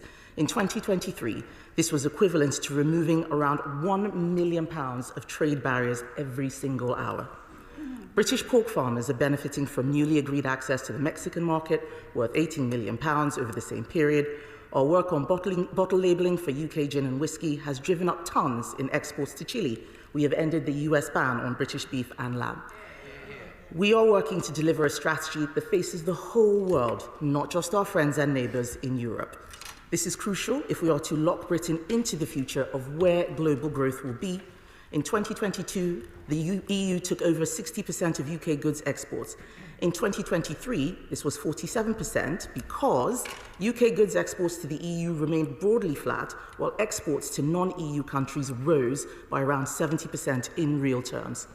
Madam Deputy Speaker, we are going further to seize the benefits of an independent trade policy. We have deals with 73 countries around the world, with more to come under this government, plus the most comprehensive trade deal the EU has ever agreed to. Later this year, we will join the Comprehensive and Progressive Agreement for Trans-Pacific Partnership, one of the world's biggest trading blocs. This will mean over 99% of UK goods eligible for zero tariffs in some of the Asia-Pacific's most dynamic economies. British business is set to benefit. As well as the service exports, where Britain excels, our top goods sales were in cars, mechanical power generators, medicines, pharmaceutical products and aircraft components. We have one of the world's largest manufacturing sectors. Productivity in our manufacturing industry has grown faster than in every other G7 nation since 2010. Hundreds of businesses in steel, chemicals and other sectors stand to benefit from the newly introduced British Industry Supercharger, which is bringing energy costs down for key industries. Our £4.5 billion advanced manufacturing plan is opening new markets and removing obstacles to growth while helping to crowd in new funding for plants and factories throughout the UK. Every penny the government spends on manufacturing is matched fivefold by the growth creators of the private sector. This pro-investment approach is working. the UK's automotive sector attracted £3.7 billion of greenfield foreign investment in 2022 alone. The Labour Party will remember, of course, Mr. Alistair Campbell, who asserted during the referendum that if we leave the EU, Nissan leaves. Nissan is still here. And the two new 100% electric models are set to be built in their Sunderland plant this year. And more Minis are rolling off production lines in Oxfordshire today, thanks to a £600 million investment from BMW. These are people who look for opportunities the world over and decide that the UK is the place to be. But to listen to some of the remarks made in this House and elsewhere, you would come away thinking our country wasn't even worth investing in at all. Let us be clear, Madam Deputy Speaker, that the British ingenuity and industry which made this country prosper in the past still exists today, and even if those sitting opposite cannot see it, international investors certainly can. The statistics published by my department show that the UK's inward FDI stock has reached over £2 trillion. Our FDI stock is the highest in Europe, more than Germany and France and Italy, EU countries combined. The most recent OECD data shows that our employment rate is higher than the US, France and Italy. The regulatory freedoms we gained by leaving the EU mean our smarter regulation programme has been cutting back the red tape that's been holding them back. We've already reformed the Working Time Directive reporting requirements, saving businesses up to £1 billion per year. We recently announced that we will raise the thresholds that determine company size, reducing burdens on smaller businesses, and remove low-value and overlapping reporting requirements. These changes, Madam Deputy Speaker, will make reporting simpler, deliver savings of around £150 million per year to UK companies, with small and medium-sized companies benefiting by around £145 million. It is no surprise the most recent NatWest SME Business Activity Index shows that output is increasing strongly, driven by renewed manufacturing sector expansion, and companies' activity expectations remain upbeat. These things do not happen by accident, and I hope honourable members on both sides of this House will welcome these figures. I have no doubt that this will disappoint some people, as it does not align with the story they want to tell of a nation riven by injustice and economic stagnation, clinging to Europe for any hope for the future. This is not to say that everything is perfect. Of course, there is still more to do. But we are not alone in our problems. Yeah. Ministers in other countries are quick to remind me about supply chain issues affecting everything from getting car components to stocking supermarket shelves. They tell me about how they are coping with problems in the jobs market as societies from Germany to Japan get older. It is only when I am back in the UK that I am told that all these issues are down to Brexit. Far from it. Our plans are working and Britain is thriving as an independent, sovereign home of free enterprise and free trade. This is what these recent figures published by my department, by the ONS and by the UN tell me. It is what our businesses, exporters, employers and investors all tell me, and I hope that honourable members here today can see this too. I commend this statement to the House. Shadow Minister Gareth Thompson. Madam Deputy Speaker, in the usual way, I say that I am grateful to the Right Honourable Lady for advance sight of her statement. And whilst I'm always pleased to hear of any positive news on trade and investment, there do appear to be one or two facts and issues missed out, presumably inadvertently, from the Secretary of State's statement. Under the party opposite, business has suffered under endless U-turns and policy changes that undermine investment. There have been constant changes on policy such as net zero through to corporate governance, and the government's failure to address the big challenges facing business, like skills shortages, infrastructure issues and net zero, have undermined business confidence. Foreign direct investment figures are down nearly 30% since 2016-17, according to the government's own figures. Without an industrial strategy and with constant policy uncertainty, more businesses won't have the confidence to invest in the UK. Specifically on trade, British exports in the last decade have grown slower than any member of the G7 beside Japan. According to the OBR, since the Secretary of State was appointed, British exports have dropped and are expected to decline again this year, with at best anemic growth expected in each of the next 3 years. Ministers have cut funding to help small businesses get to the international trade shows they need to go to find new export markets, and have cut funding to allow business groups to lead their own trade missions to win vital new orders for British business. Farmers and members on the Secretary of State's own side think the government's record on trade negotiations is one of giving away far too much for far too little in return. Ministers delivered a poor trade deal with Europe, which has put up barriers to trade, raised costs to businesses and helped drive up prices. And there's no sign of any plan to use next year's review of the TCA to try and address at least some of these issues. And then, Madam Deputy Speaker, there is the failure to deliver the promises in their manifesto on trade at the last general election, to have trade agreements in place with at least 80% of the world. There's the failure to deliver the promised trade deal with the United States, which was in their manifesto. And then, too, there's the target to deliver £1 trillion of exports, a target that has been moved many times and will at best be delivered 15 years late. So perhaps the Right Honourable Lady could use today's statement to answer the following questions. Last week we heard the impact of the government's constant flip-flopping is having on the automotive sector, with Stellantis airing serious warnings. So what discussions has she had with the Transport Secretary to try and mitigate this impact of the party opposite's chaos? And as we get the devastating news continuing from South Wales, we have heard next to nothing from the Secretary of State on the damages she has allowed to our steel industry. So does she still think spending millions of pounds of taxpayers' money to make thousands of people redundant and leave us as the first developed country with no primary steel making capacity was a great deal, as she said at the time? And given that this House has repeatedly been promised an amazing trade deal with India, usually by Diwali, can she update the House on the state of FTA negotiations with India? And lastly, Madam Deputy Speaker, given recent concerning media reports at the weekend, can she update the House on whether FTA negotiations with the GCC are still ongoing or whether they have stalled? Secretary of State. I thank the honourable gentleman for his questions. I could see that it was very difficult for him to find things to pick out in the statement. So I will welcome broadly some of what he's saying, which implies that the good news is true. He started off with the OBR. This is a very selective statistic that he has picked. If you look at exports during COVID, of course, they fell. Exports overall have grown. Many people on the opposite side of the House will say, oh, it's just services. That is because they don't understand the UK economy. The UK economy is 80% services. So it is good that it is services exports that are going up. That is what we mainly do in this country. The honourable gentleman asked about Stellantis and talked about U-turns. I would remind him that the whole House voted for the net zero target by 2050. This was something that happened under a previous Conservative government, but with consent in the whole House. And when business talks, we listen. They criticised us for making the changes that Stellantis asked for. So why is he now raising the comments?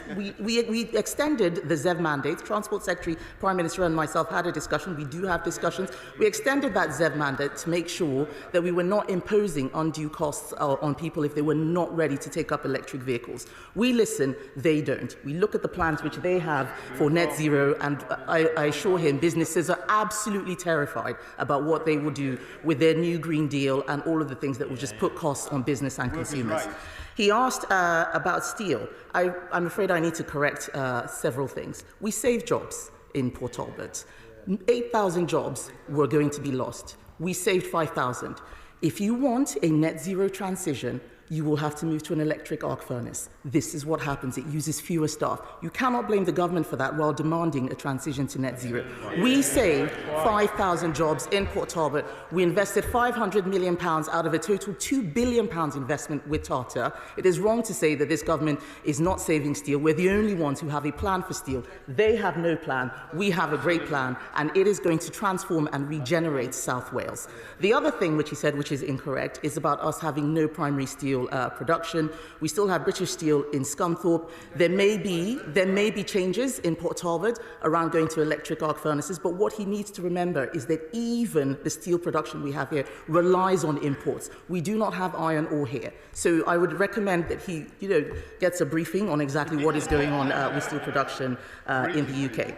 On India, he is right that it was promised a deal by Diwali under a previous Prime Minister, but as soon as I became Trade Secretary, I said in this House over and over again, it is about the deal, not the day. We do not sign trade deals in this House that will not make businesses happy.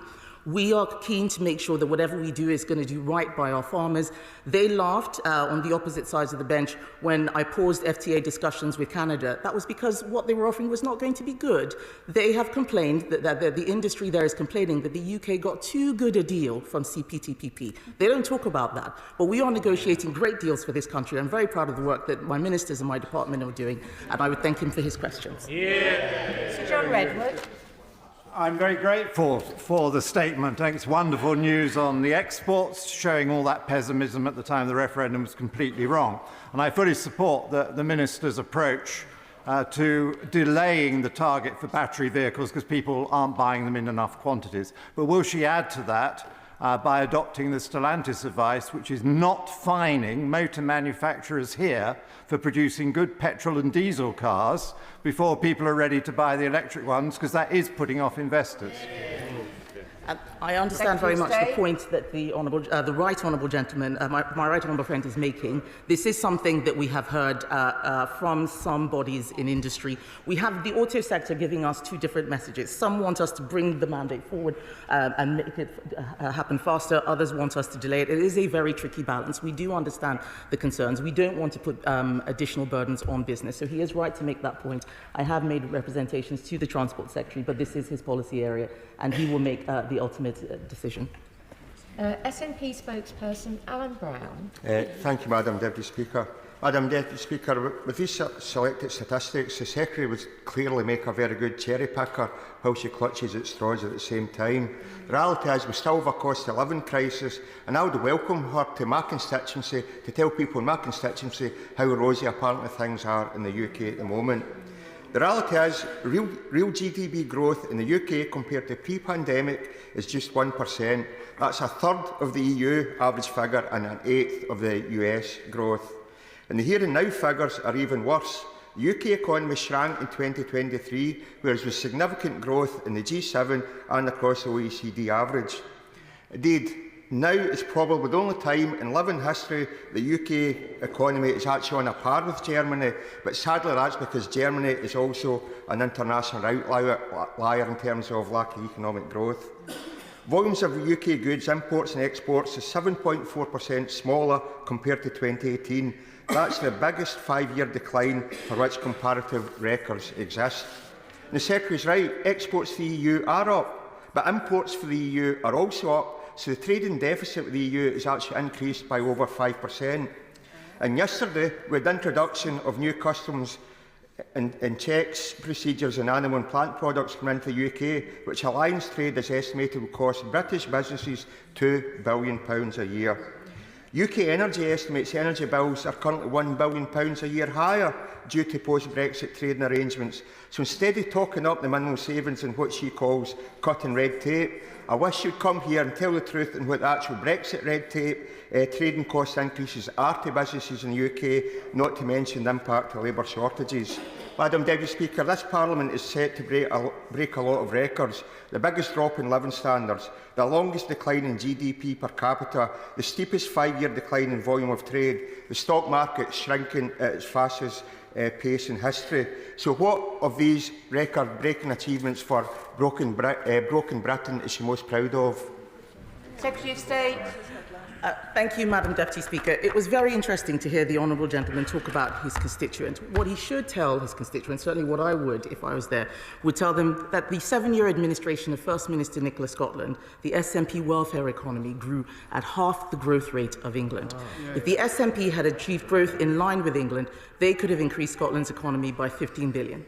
Instead, that welfare economy means no growth because of the highest income tax rates in the UK, higher wages in the public sector than in the private sector. Their policies are not helping. He asks questions. He doesn't want to hear the facts, but I will give him the facts. He asks questions about pre-pandemic GDP. He talks about the real pre-pandemic GDP figure. Of course, the pandemic had an impact. We cannot be here and pretend that it did not. Even the statistics that I'm quoting show that COVID had a far far bigger impact than leaving the European Union ever will, just as Russia's war in Ukraine would have a far bigger impact than leaving the EU. He talks about international outliers, which shows that he is the one who is cherry-picking. We have to look at our peer countries. We're not going to grow as quickly as developing countries, and it's actually astonishing that he is complaining that imports from the EU are also up. That shows that despite leaving the European Union, trade is going well, things are going well, and I believe that if his Scottish government actually takes some lessons from the UK government, they would see much better happening for their constituents. Mark Logan.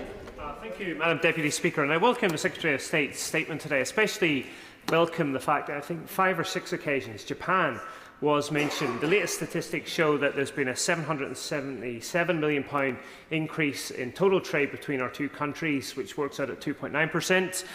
And I would also welcome the Secretary of State to come to an event that we're hosting along with Becker Mackenzie, first week of June, which is launching Becker Mackenzie's UK-Japan Connect, which is seeking to foster business trade between our two countries. I thank my honourable friend for that question. I will check my diary to see if I'm available for the event, but I'm really glad that he raises the trade with Japan. We signed an upgraded FTA with Japan after leaving the EU, so these rollover deals are no longer rollover deals. We're adding more into them, especially the digital trade chapters. So these are deals that are fit for the 21st century, fit for the age we live in now rather than the 20th century. Chair of the Business and Trade Select Committee, Liam Burns. Thank you, Madam Deputy Speaker. It's good to see the Secretary of State in the House again.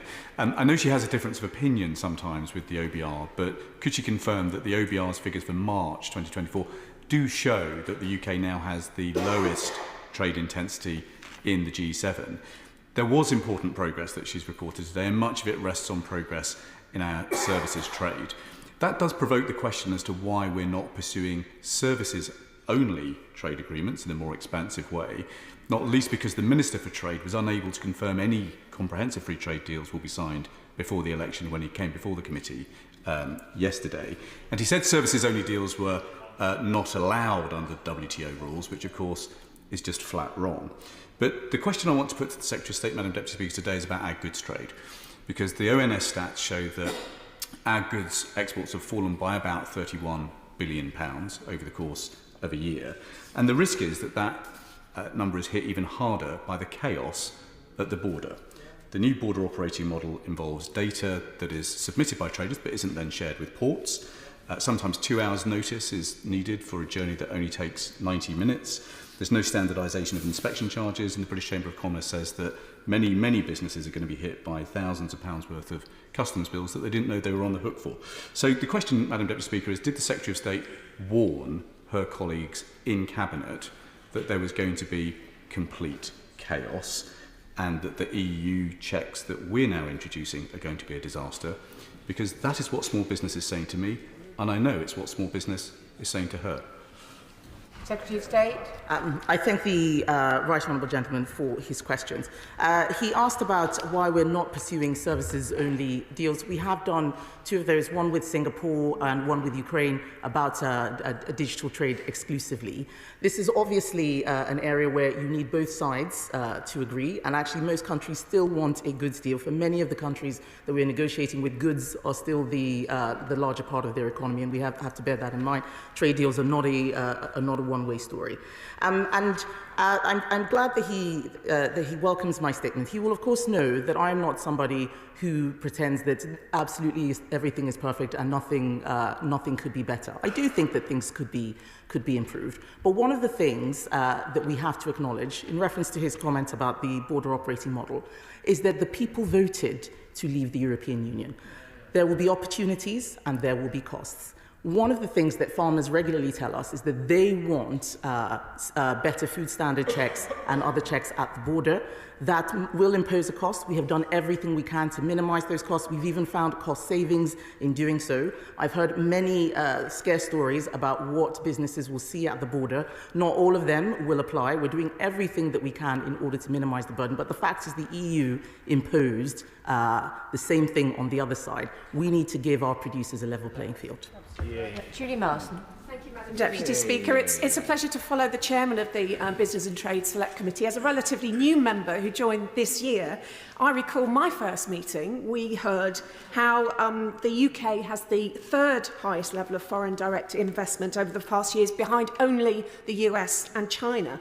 And this week, at my last meeting with her colleague on the front bench now, we heard